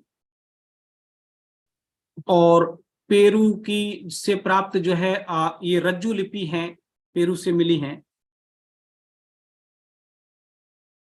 और ये कुछ जो है एक ये चित्र है जिसमें एक राजा है, उसने दोनों तरफ से एक दो शेरों को दोनों हाथों से पकड़ा हुआ है, और ऊपर में अक्षर लिखे हुए हैं। ये 2-3 अक्षर, 3-4 अक्षर हैं। ये जो है इंडस वैली सिविलाइजेशन के अक्षर हैं। यही अक्षर हमें सब जगह जो उस समय के जो है कोट वगैरह जो भी खुदाई में मिलते हैं उन सब में मिलते हैं। और मैं ये सब चीजें तो हो गई। एक हाँ, ये मैं धम्मपद दिखाना चाह रहा था आपको। धम्मपद इन खरोष्टी स्क्रिप्ट, ये धम्मपद का मैन्युस्क्रिप्ट है जो कि खरोष्टी में लिखा हुआ है, और खरोष्टी जो है राइट टू लेफ्ट पढ़ी जाती, ये इसकी विशेषता है। बाकी की जो है जो इंडियन स्क्रिप्ट है वो सब जो है लेफ्ट टू राइट पढ़ी जाती है। खरोष्टी जो है राइट टू लेफ्ट पढ़ी जाती है, दाएं से बाएं। जैसे कि अरबी, पर्शियन या उर्दू पढ़ी जाती। ये भी जो है खरोष्टी स्क्रिप्ट है, में लिखा हुआ जो है एक बुद्धिस्ट ग्रंथ है, और ये भी राइट टू लेफ्ट लिखा हुआ है। खरोष्टी में बहुत कम लिखा हुआ मिलता है। ये एक जो है एक स्टिक, बेम्बू का स्टिक है, उस पर जो है खरोष्टी में लिखा हुआ है। और अशोक के का अभिलेख भी एक दो जो है खरोष्टी में लिखे हुए मिले हैं पाकिस्तान से, पाकिस्तान के सिंध प्रांत से।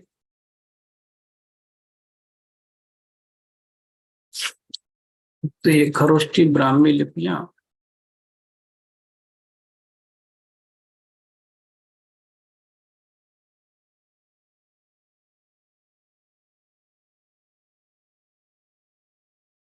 हाँ, जो मैं कह रहा था कि जो है 18 लिपियों का जो नाम उल्लेख मिलता है समवायांग सूत्र में, उनमें बंभी, जवनानी, दोसापुरिया, खरोठी अर्थात खरोष्टी, पुखर सारिया, भोगवाइया, पहाड़िया पहाड़ी, और उप अंतरिक्षिया, अक्षर पिट्टिया, तेवणैया, गिराहैया, अंक लिपि, गणित लिपि, गंधर्व लिपि, आदंश लिपि, माहेश्वरी लिपि और दामितनी तथा पुलिंदी, ऐसे जो है 18 लिपियों के उल्लेख मिलते हैं। और हमारे ललित विस्तर में जो है 64 लिपियों का जो नाम उल्लेख मिलता है, वो जो है इस प्रकार है।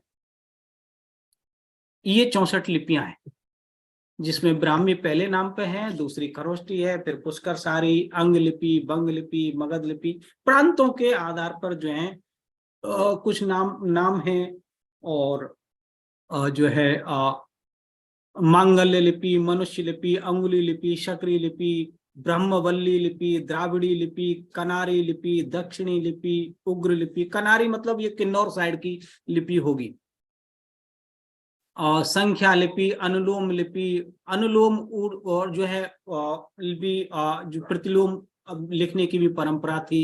ऊर्ध्व धनु लिपि, दरद लिपि, खास्य लिपि, चीन लिपि, हूण लिपि, मध्याक्षर, पुष्प लिपि, देव लिपि, नाग लिपि, यक्ष लिपि, नाग, यक्ष, गंधर्व, किन्नर, इनकी भी अपनी लिपियां होती थी। किन्नर लिपि, महोरग लिपि, असुर लिपि, गरुड़ लिपि, जो है मृग चक्र लिपि, चक्र लिपि, वायु मरु लिपि, भौमदेव लिपि, अंतरिक्ष देव लिपि, उत्तर कुरु दीप लिपि और अपर गौड़ादि लिपि, पूर्व विदेह लिपि, उच्छेप लिपि, निक्षेप लिपि। ये जो उच्छेप, निक्षेप, विक्षेप जो विधियां हैं, उनकी भी जो है लिपि उस तरह की भी लिपियां थी। प्रक्षेप लिपि, सागर लिपि, वज्र लिपि और लेख प्रतिलेख लिपि, यानी लेख के ऊपर फिर से लिखने की वाली लिपि। अभी आजकल जो है इसी का वर्जन कह सकते हैं। आजकल डबल टाइप का सिस्टम आया ना, आपको कंप्यूटर में जो है जो टाइप किया हुआ है उसके ऊपर फिर से टाइप करने का एक वो भी सॉफ्टवेयर आया है, जो जिससे कि अपने आप जो है प्रूफ रीडिंग हो जाती है। एक बार टाइप कीजिए, फिर उस सॉफ्टवेयर में दोबारा से उसी पार्ट को टाइप कीजिए, जहां गलत होगा वहां कंप्यूटर आपको इंगित करेगा कि देखिए यहाँ पहले आपने ऐसा लिखा था, अभी आप ऐसा लिख रहे हैं, तो आप उसको वहां सुधार सकते हैं। तो लेख प्रतिलेख लिपि जो है ये ऐसा लिखे हुए के ऊपर भी लिखना। अनुवृत्त लिपि और शास्त्र वार्ता लिपि, गणावर्त लिपि, उच्छेपावर्त लिपि, विक्षेपावर्त लिपि, पाद लिखित लिपि, द्विरुत्तर पद संधि लिपि, दशोत्तर पद संधि लिपि, विमिश्रित लिपि, सर्वरुत संग्रह लिपि, विद्यानुलोम लिपि, अध्याहरणी लिपि, ऋषि तपत्व लिपि, धरणी प्रेक्षणी लिपि, सर्वोषध निस्यंद लिपि। सर्वोषध निस्यंद लिपि हो सकता है आयुर्वेद शास्त्रों के लिए रही होगी। सर्वसार संग्रहणी लिपि, सर्वभूत रुद्र ग्रहणी लिपि। एक संख लिपि भी आजकल हमको जो है के भी कुछ साक्ष्य मिले हैं यहाँ से, जो है जबलपुर की पहाड़ियों पर जो है उसके अक्षरों की आकृति शंख के जैसी है। और उसी प्रकार से मातृकाओं का नामकरण भी होता था। जैसे कि 10,000 बालक बोधिसत्व के साथ लिपि की शिक्षा ग्रहण करते थे और करते हैं, अक्षर ज्ञान कराते हैं। वहां बोधिसत्व मातृका वर्णमाला वाचन करते हैं। जब सिद्धार्थ अ उच्चारण करते हैं तब सभी बोधिसत्वों के मुख से एक साथ अनित्य शब्द सर्व संस्कार।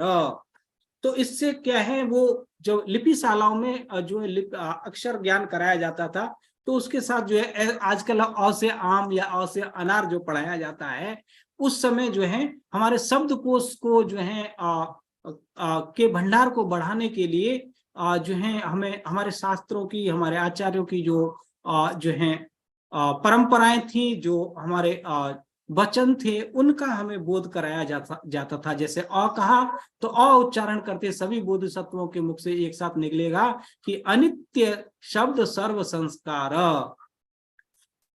अवर्ण का बोध कराने हेतु। इसी प्रकार आ आत्म परहित, ई इंद्रिय विकल, ई इति बहुलम, उ उपद्रव बहुलम, उ ऊन सत्वम जगत, हीन प्राणियों वाला जगत, ए ईषणा समुत्थान दोष, यानी कि इच्छा से दोष उपजते हैं। ऐ अर्यापत श्रेयान, रियापत श्रेयस्कर है। ओ ओगोत्तर शब्द, संसार की बाढ़ से पार होना।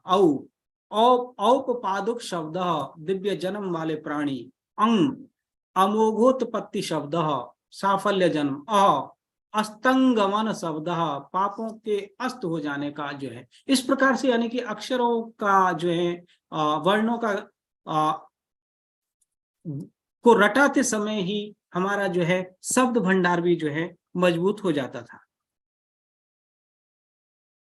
वर्णक समुच्चय है, वहां पे भी जो है 18 लिपियों का नाम उल्लेख मिलता है। उड्डी लिपि, कीरी लिपि, चाणक्य लिपि, जखा, जवनी, द्रावणी और हंस लिपि।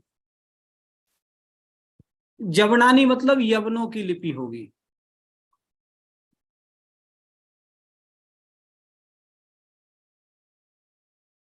तो इस प्रकार से जो है फिर अलग अलग देशों के जो है अलग अलग समय पर लिपियां प्रयुक्त हुई हैं, विकास हुआ है। और फिर उनको जो है बाद में कुछ विद्वानों ने पढ़ा, और जो है बीच में क्योंकि परिवर्तन, क्योंकि ये सब प्राचीन लिपियां हैं और इनका चलन जब बंद हो गया तो लोग इनको भूल गए।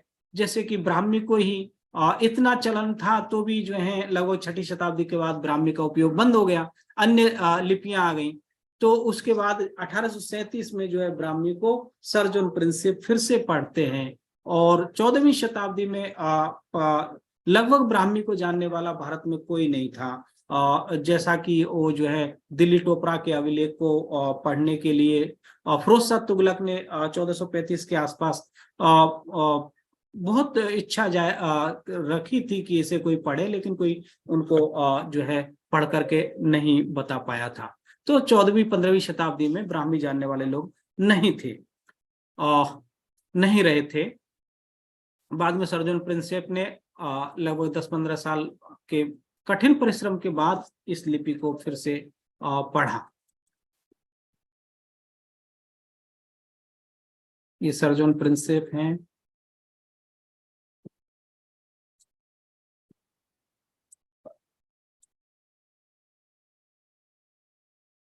ये ब्राह्मी लिपि का शिलालेख है जिस पर खोद करके लिखा हुआ है, लेफ्ट टू राइट लिखा हुआ है।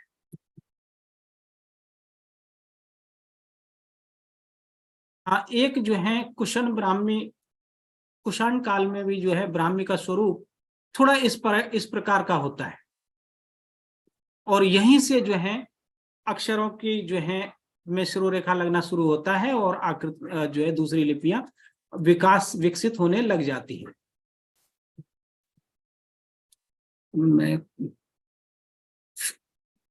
कुटिल स्क्रिप्ट में अक्षरों की आकृति जो है शारदा और नागरी और तिब्बतन के जैसी जो है मिलती जुलती, ये तीन लिपियों के जैसे जो है अक्षर एक साथ इसमें कुटिल स्क्रिप्ट में मिलते हैं, और इसी से फिर जो है हमारी अन्य लिपियां निकलती।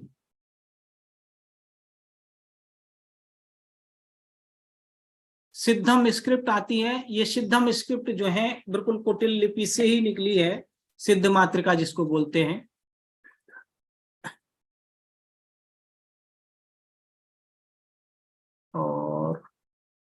ये शारदा लिपि है। शारदा लिपि में जो है, शारदा लिपि मोटे अक्षरों में लिखी जाती है कलम से। ये ग्रंथ लिपि है। ये ताड़पत्र पर खोद करके ग्रंथ लिपि लिखा हुआ है। ये जो है ये ताड़पत्र पर खोद करके विषय, ये जो है कैटलॉग है, ये ग्रंथ सूची है, ग्रंथों के नाम लिखे हुए हैं ये।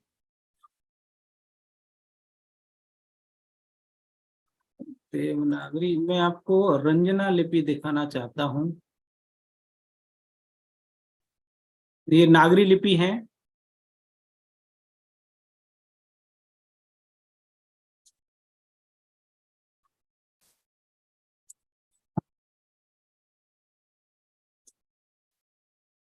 हाँ देखिए, ये रंजना लिपि जो है ना, हमारे बुद्धिस्ट टेम्पलों में और बुद्धिस्ट शास्त्रों पर भी जो है ऑर्नामेंटल स्क्रिप्ट है। इसके जो है बीज मंत्र लिखे हुए इस लिपि में मिलते हैं। बड़ी ही सुंदर लिपि है। मैं एक बीज मंत्र आपको, ये देखिए, ये आप लोग इन मंत्रों से अवगत होंगे ही। ये रंजना लिपि में लिखे हुए हैं।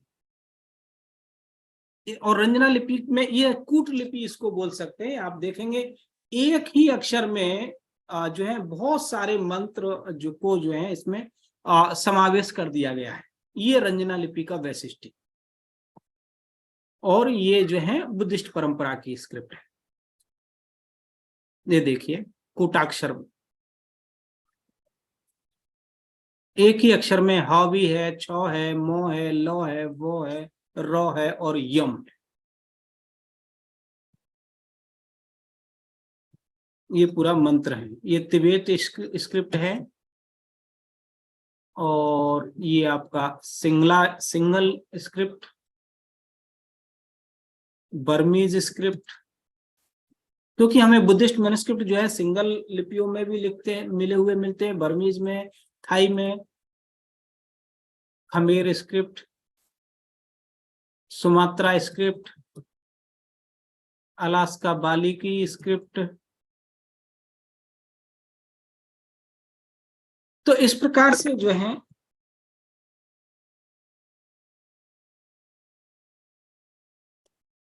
ये जो है लिपियों का और पांडुलिपियों का जो एक संबंध है। और ये काफी प्राचीन काल से जो है लिपियों ने इन हमारे शास्त्रों को पांडुलिपियों में लिख करके हम पांडुलिपियों में जो है निबद्ध करके, सुरक्षित करके हम तक पहुंचाया। यदि लिपि नहीं होती तो शास्त्र जो है हम तक नहीं पहुंच पाते। इन लिपियों का ही उपकार हमें मानना होगा कि इन्होंने जो है उन हमारे आचार्यों के जो शास्त्र है उनको जीवित रखा। मैं एक प्रसंग बताना चाहता हूं। वो जो है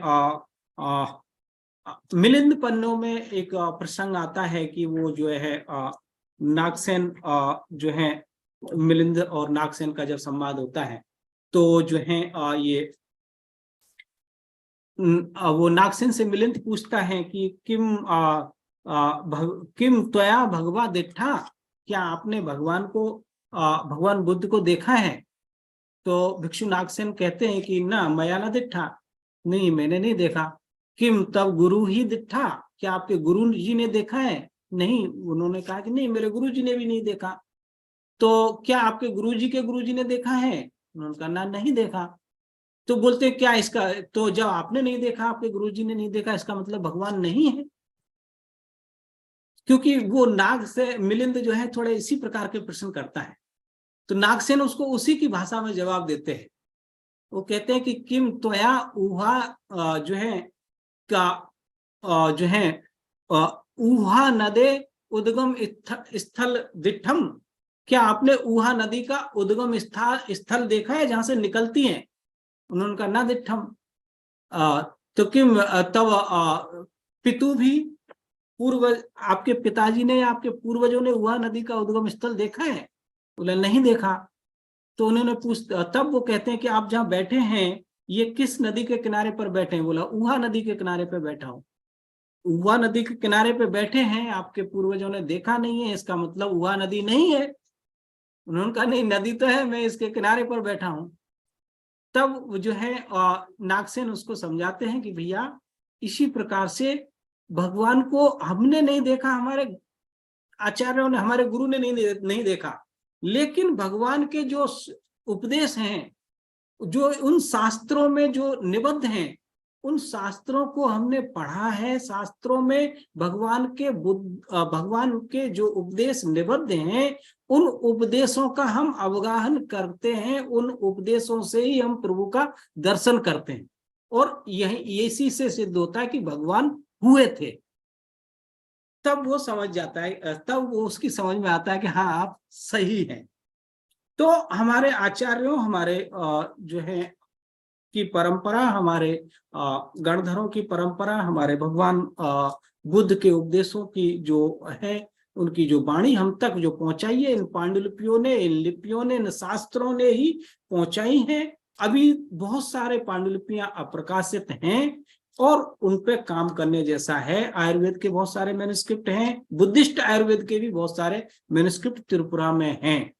और तो जो भी विद्वान इसमें काम करना चाहें वो यहाँ त्रिपुरा का भी विजिट कर सकते हैं। यहाँ से भी हम कोशिश करेंगे उन्हें कुछ मैन्युस्क्रिप्ट वगैरह उपलब्ध कराने की। तो आप सभी को खूब खूब आभार, खूब खूब धन्यवाद। मुझे शांति से आप लोगों ने सुना। और नमो बुद्धाय, जय भीम। यदि कोई आपका प्रश्न है आप अवश्य पूछ लें। जी बहुत बहुत धन्यवाद सर, आपने बहुत ही अच्छी तरीके से और बहुत बहुत नया हमें कुछ दिया है। हमने तो कुछ बातें सुनी भी नहीं थी, ये सब हमारे लिए नया है। तो बहुत बहुत धन्यवाद आपका। आदरणीय गढ़पाल सर जी से मैं विनंती करता हूँ, कृपया आप अपने 2-3 मिनट या 5 मिनट कुछ भी तो सर जी के बारे में बोलिए, क्योंकि ये पांडुलिपियों का ये जो अभी जो काम है, रिसर्च करना है, तो इसके लिए बहुत सारी रिसर्चर की जरूरत है।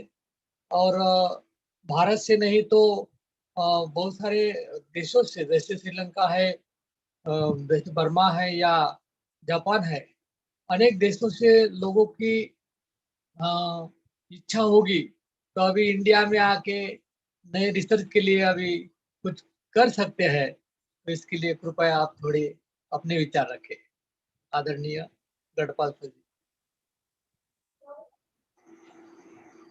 नमो तस्स भगवतो अरहतो सम्मा संबुद्धस्स। नमो तस्स भगवतो अरहतो सम्मा संबुद्धस्स। नमो तस्स भगवतो अरहतो सम्मा संबुद्धस्स।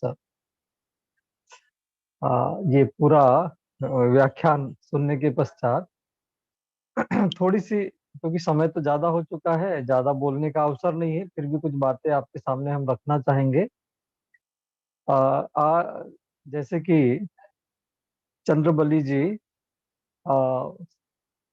धन्यवाद ज्ञापन करते हुए उन्होंने बताया था कि अभी राष्ट्रीय शिक्षा नीति 2020 के संदर्भ में ये प्रसंग आया है कि भारतीय ज्ञान परंपरा को प्रमोट करना है, उसके ऊपर नए दृष्टि से विचार होना है।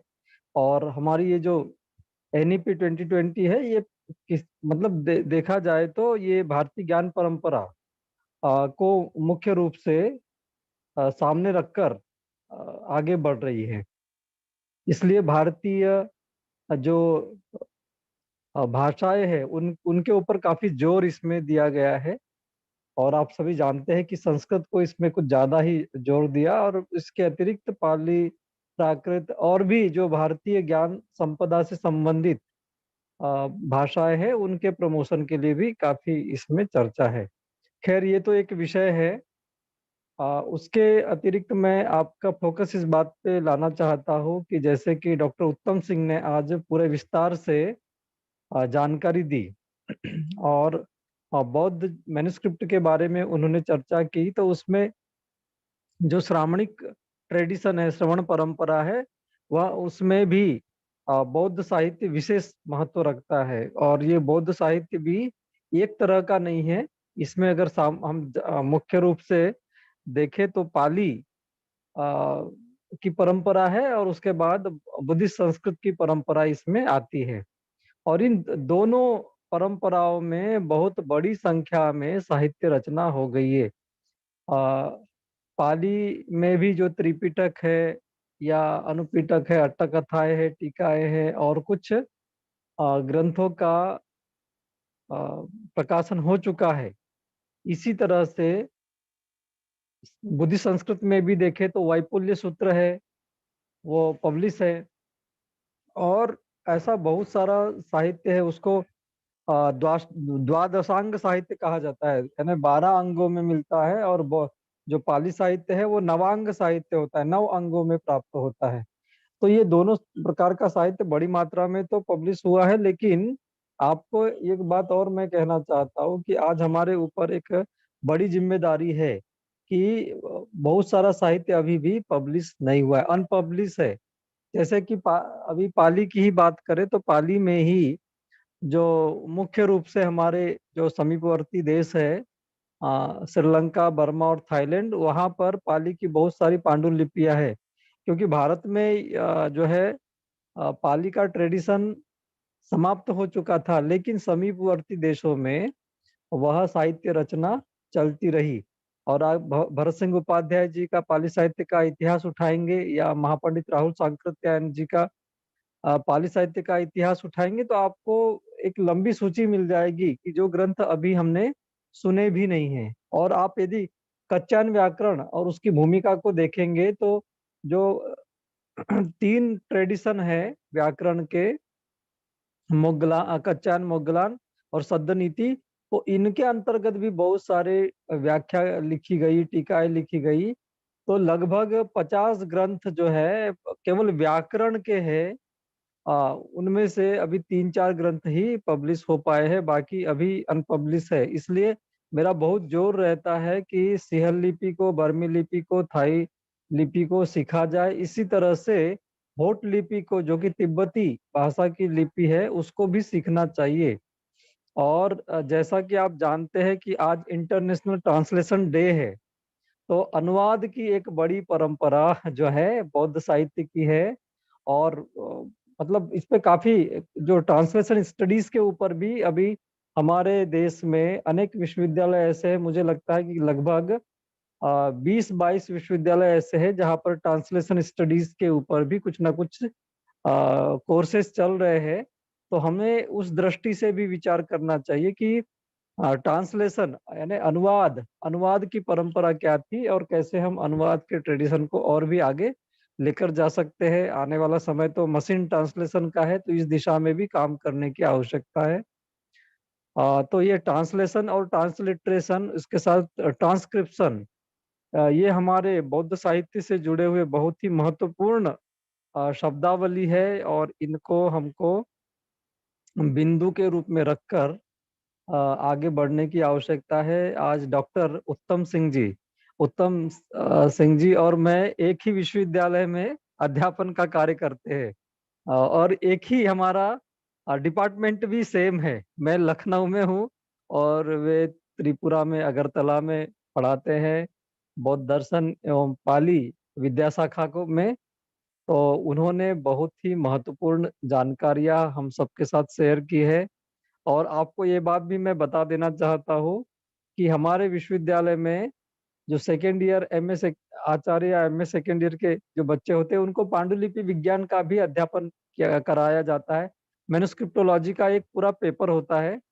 और इस वर्ष जो है हमने पाली के जो स्टूडेंट्स हैं हमारे, उनके लिए मैन्युस्क्रिप्टोलॉजी प्लस जो अशोक के शिलालेख और पूरा लिपि शास्त्र, इसके ऊपर हमने पूरा एक पेपर डिजाइन किया है। तो उनके लिए भी आज के इस व्याख्यान से बहुत ही उपयोगी सामग्री उपलब्ध हुई है। तो मैं भूरिशः बार बार डॉक्टर उत्तम सिंह जी के प्रति आभार व्यक्त करता हूँ। और चर्चा सत्र तो, ये विषय तो बहुत लंबा है, भविष्य में हम प्रयास करेंगे कि 8 दिन 10 दिन तक हम इस कार्यक्रम को जो है लंबा चलाए और हमारे जो विद्वान श्रोता है उन तक जानकारियां पहुंचाएंगे। तो इन्हीं शब्दों के साथ मैं भूरिशः उत्तम सिंह जी के प्रति बार बार कृतज्ञता ज्ञापित करके अपनी बात को यही विराम देता हूँ। किसी के कोई प्रश्न हो तो थोड़ी देर के लिए चर्चा सत्र रखा जा सकता है, आ, यदि आवश्यक हो। बहुत बहुत धन्यवाद। सभी के प्रति मैं कृतज्ञता ज्ञापित करके अपनी बात को यही विराम देता हूँ। नमो बुद्धाय। धन्यवाद सर। आपने अभी जो अ, जरूरी है सबके लिए वही बातें रखी है। जैसे कि हर व्याख्यान में आप कहते हैं कि ये करना चाहिए, ये करना चाहिए, तो वो आपकी बहुत सारी तमन्ना है। तो उसके लिए बहुत सारे भारत से नहीं तो फॉरेन से भी लोग इच्छुक है और आपको सहकार्य करने के लिए तैयार है। तो महाराष्ट्र से भी कुछ कुछ लोगों को लगता है कि भाई कुछ नया होना चाहिए। तो नया क्या करना है, आपके सामने ही तो सब है, ये सब अपने पास है, सिर्फ खोजना है हमें। तो ये बहुत अच्छी बात आपने कही है। तो इसके लिए सभी का सहकार्य जरूरी है। तो ऑनलाइन प्लेटफॉर्म पे जितने कुछ लोग हैं उन्हें मैं निवेदन करता हूँ कि आप कृपया अपने आजू बाजू में जो तत्वज्ञानी लोग हैं उनसे सलाह मशवरा करके, उनसे बात करके उनको भी इन्वॉल्व कीजिए और अपने इस कार्य को आगे हम बढ़ाए। क्योंकि ये तो लिटरेचर जो है, जैसे एक एक बात है, मैं थोड़ी सी एक मिनट के लिए कहूंगा। तो एक एक जगह पे मैं गया था, वहां पे डिक्शनरी का काम चालू है। तो अब तक उनका ज ज वर्ण चालू है। तो मैंने पूछा भाई कितने सालों से है? तो बोले 74 से चालू है, 1974 से उनका आ ई क ख ग चालू है, ज तक आया है। तो मैंने बोला फिर उसके प्रिंट कितने निकले? तो उन्होंने एक भी प्रिंट अभी तक निकाले नहीं। तो सिर्फ अब काम ही चालू है। तो मैंने बोला भाई ये कब मिलेगा हमें? हम मरने के बाद मिलेगा क्या? इसकी क्या मतलब है? तो ये है, जितना है उतना परोसो ना, जितना तैयार हुआ उतना परोसो, खा के आगे निकल जाएंगे लोग। तो ये भी जरूरी है, नहीं तो वैसे हम चले जाएंगे, हम निकल जाएंगे, फिर भी कुछ काम नहीं होगा, ऐसा मुझे लगता है। इसलिए कृपा करके हमें काम तो बहुत करना है, सभी से निवेदन है कि हमें काम बहुत करना है। इसलिए सभी ने सहकार्य की बहुत जरूरत है। सबके लिए मैं विनंती करता हूँ। आदरणीय कुशल्यानी जी का कुछ प्रश्न है, कृपया आप शॉर्ट में पूछ लीजिएगा आदरणीय। हाँ जी, आज की सत्र बहुत ही अच्छा लगा मुझे। मैंने एक सुना था कि त्रिपिटक सब सिद्धम लिपि में पहली बार लिपिबद्ध किया है, ये सच है सर? उत्तम सिंह सर। जी जी जी जी, नमस्कार। देखिए, क्योंकि सिद्धम से पहले हमारे पास ब्राह्मी है। हाँ जी, सिद्धम सिद्धम जो है, हमें सिद्धम लगभग मिल रही है 7वीं 8वीं शताब्दी तक जा सकते हैं। लेकिन ब्राह्मी हमारे पास जो है अशोक काल से हैं। हो सकता है अवश्य सबसे पहले ब्राह्मी में जो है त्रिपिटक को लिखा गया हो। मिल नहीं रहा है, सिद्धम में लिखा हुआ मिला होगा कुछ अंश, लेकिन सबसे पहले मुझे लगता है कि ब्राह्मी में लिखा गया। हाँ जी। अशोक की स्तंभ में भी ये सूत्र के बाद लिखा है जी, जैसे कि राहुलोबाद सूत्र, ये तो उल्लेख है।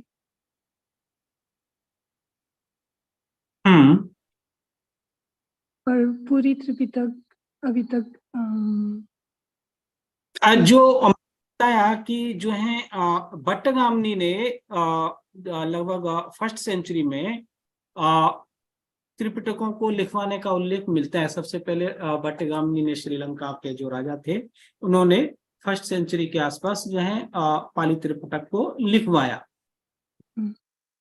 वो जब मिलेगा, और उन्होंने लिखवा करके उन्हें उसको बौद्ध विहारों में रखवाया, ऐसा उल्लेख मिलता है।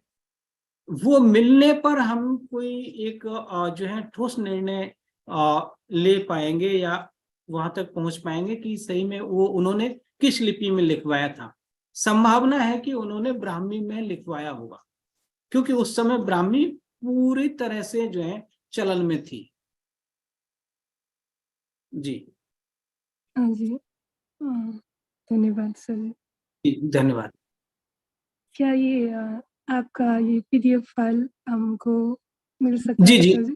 जी जी हाँ, मैं भेज दूंगा, इसको मैं सर को भेज दूंगा, आपको उपलब्ध करा देंगे। जी बहुत बहुत शुक्रिया, धन्यवाद जी प्रफुल्ल जी सर। शुक्रिया। जी धन्यवाद। नमो बुद्धाय। जी आदरणीय चंद्रबली जी कुछ कहना चाहते हैं। Thank you sir. जी सर, मेरा एक बहुत छोटा सा प्रश्न ये था कि सम्राट अशोक ने जो शिलालेख लिखवाए, उसमें उन्होंने बहुत साफ-साफ लिखा कि इयं धम्म लिपि,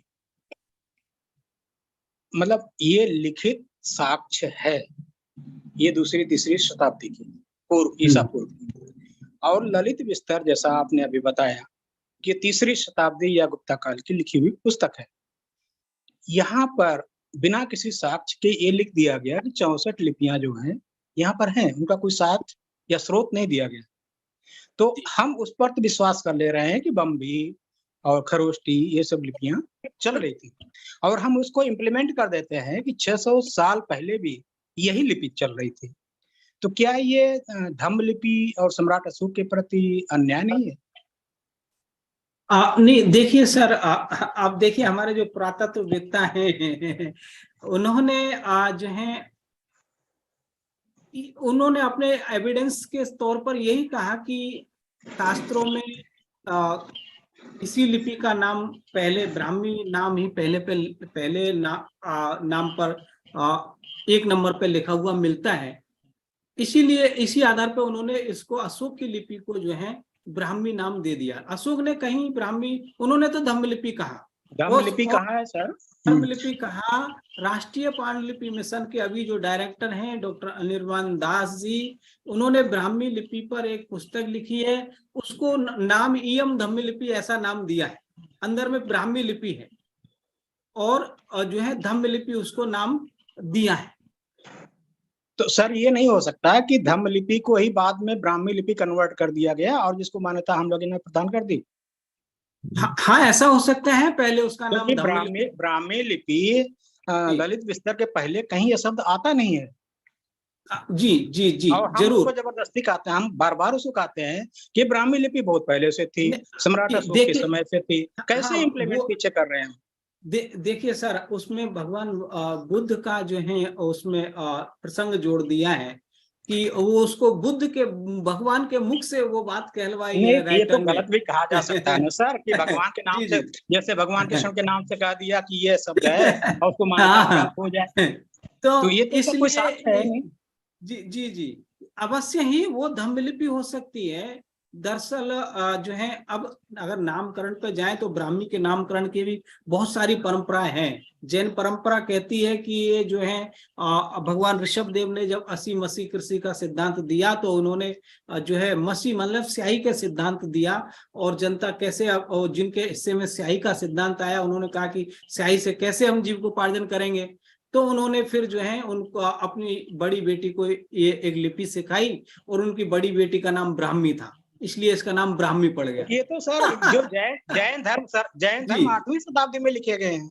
जी जी जी 8वीं, जी तो बिल्कुल। जब 8वीं शताब्दी में लिखा गया उसको तो हम आप पहले से मान ले रहे हैं, और जो जी। पहले साक्ष्य हमारे पास उपलब्ध है हम्म। उसको हम नहीं मान रहे हैं। तो ये देखिए, जो पुरातत्ववेत्ता हैं उनके अपने अपने कयास हैं। इसीलिए मैंने कहा कि इसमें अभी रिसर्च की बहुत सारी संभावनाएं हैं।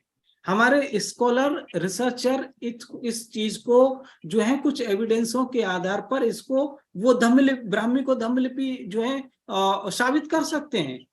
उसके लिए कुछ एविडेंस साक्ष्य कहीं से जो है ढूंढ करके उस दिशा में काम किया जा सकता है, इसमें कोई दो राय नहीं है। Okay, thank you sir. जी थैंक यू सर। जी सर। जी सर। बहुत बहुत धन्यवाद सर। जी आपने जो, वैसे तो महाराष्ट्र में सर धम्म लिपि का ही ज्यादा चलन होता है, प्रचलन होता है। जी जी हम जो शुरू से हम कहीं पे भी ब्राह्मी का चलन दिखता नहीं है। धम्म जी लिपि सम्राट अशोक के शिलालेख में अगर दिखता है हमें कि यंग धम्म लिपि देवानंद प्रियदर्शी ने लिखा पिता, तो हम इधर उधर काहे जाए तो ऐसा भी लगता है हमें। तो ठीक है, कोई भी हो, ब्रह्म हो या धम्म हो लेकिन लिपि है, लिपि पढ़ना हमें बहुत जरूरी है, सही है। तो लिपि को पहले पढ़ो, बाद में ज्ञान उसमें आएगा। जब लिपि पढ़ते जाएंगे तो भाषा भी आना चाहिए, क्योंकि वो किस भाषा में लिखा है वो भी तो जरूरी है ना।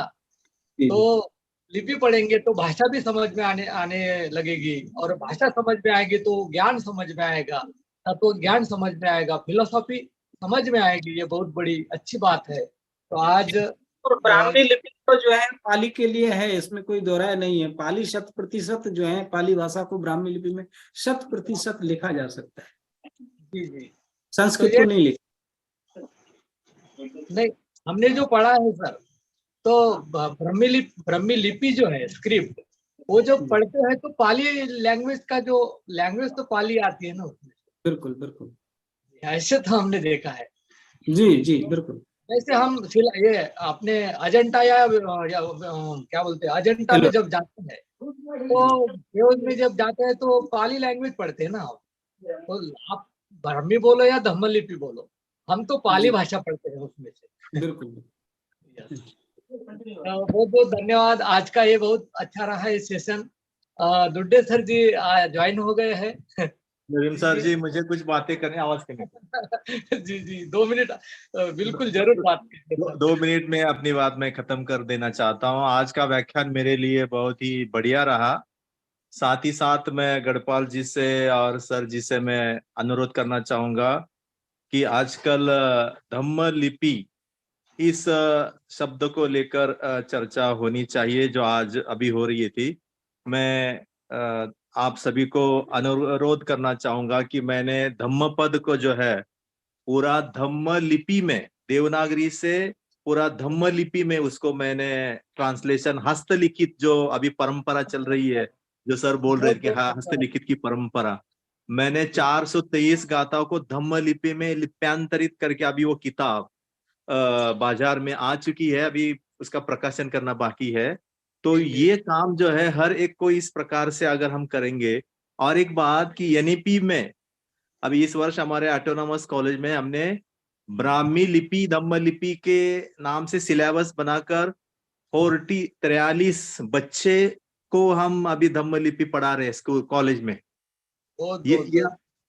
ये मेरे लिए बहुत खुशी की बात है। मैं हिंदी तो पढ़ाता हूँ, लेकिन धम्म लिपि अगर मैं कॉलेज में पढ़ा रहा हूँ, ब्राह्मी लिपि अगर मैं उसे आज भी कह रहा हूँ, धम्म लिपि अगर आप कोई कहे, धम्म लिपि कहे, तो आप जो बात बोल रहे हो पहले सीखना जरूरी है, बच्चों को सिखाना जरूरी है। अगर हम सीखेंगे तो उसके ऊपर हम बात करेंगे।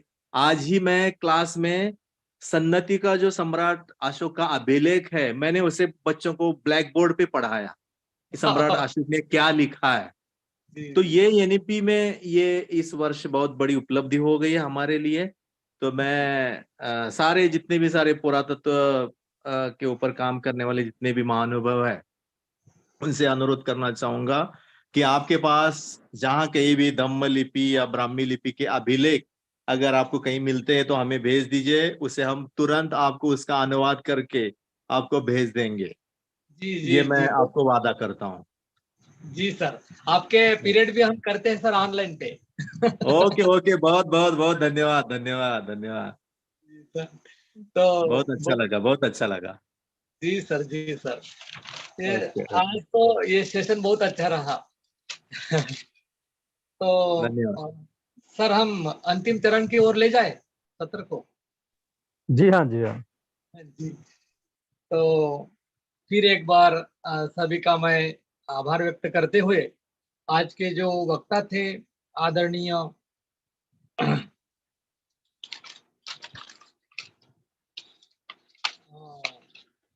उत्तम सिंह जी डॉक्टर, प्रोफेसर, इन्होंने हमें जो कुछ बातें बताई है, वैसे एक घंटे में तो ये बातें होने वाली नहीं थी, लेकिन फिर भी उन्होंने इतने शॉर्टकट लेते हुए बहुत सारे बातें हमें बताई है। तो ये जो आज का जो सब्जेक्ट है, ये सब्जेक्ट बहुत ही इम्पोर्टेंट रहा। उन्होंने हमें जो बात बताई है कि जैसे वट्टगामिनी अभय का उन्होंने जिक्र किया। तो वहां पे जाके हमें देखना पड़ेगा कि एक्चुअली क्या कंडीशन है अभी। तो जैसे बुद्धिस्ट मैन्युस्क्रिप्ट जो है अभी जो कहाँ पे है उनका, उनको भी सर्च करना है। धम्मपद अभी अभी दुर्गे सर ने बताया है कि धम्मपद जो है वो धम्मलिपि में स्क्रिप्ट यानी कि क्या बोलते ट्रांसलेट किया है। तो ये भी बहुत अच्छी बात है। जैसे हम देखते हैं कि ये जो पांडुलिपियां है, हमारे अमरावती के बाजू में एक गांव है रिद्धपुर नाम का। तो वहाँ पे मराठी की जो ग्रंथ है तो मोडी लिपि बोलते हैं वहाँ पे। तो मोडी लिपि के बहुत सारे ग्रंथ वहाँ पे रुद्रपुर में अभी है, उपलब्ध है। तो उसका ट्रांसलेशन अभी मराठी में बहुत सारे लोग कर रहे हैं। तो जैसे ऐसे बहुत सारे पांडुलिपि पे स्थल है, वहाँ पे जाके हम वहाँ पे ट्रांसलेट कर सकते हैं। तो बहुत सारा काम हमें अभी करना है। तो ये पटना म्यूजियम में जो भी कुछ ग्रंथ है वो भी रिसर्चर के लिए बहुत अच्छी उपलब्धि है। तो ये सभी सभी बातें आपने कही है आदरणीय डॉक्टर उत्तम सिंह जी, इनका मैं बहुत बहुत आभार व्यक्त करता हूँ। आज के इस सेमिनार के आयोजक भदंताचार्य बुद्धदत्त पाली संवर्धन संस्थान के प्रमुख आदरणीय आचार्य गढ़पाल सर जी, इनका मैं आभार व्यक्त करता हूँ। तथा इस कार्यक्रम के वेलकम नोट्स करने वाले आदरणीय चंद्रबली जी, इनका मैं आभार व्यक्त करता हूँ, धन्यवाद ज्ञापित करता हूँ। आज आज दुर्डे सर हमारे सामने आए और उन्होंने आज जो बात बताई है उनका मैं आभार व्यक्त करता हूँ। तथा आज के इस वेबिनार में बहुत सारे लोग जुड़े हुए हैं।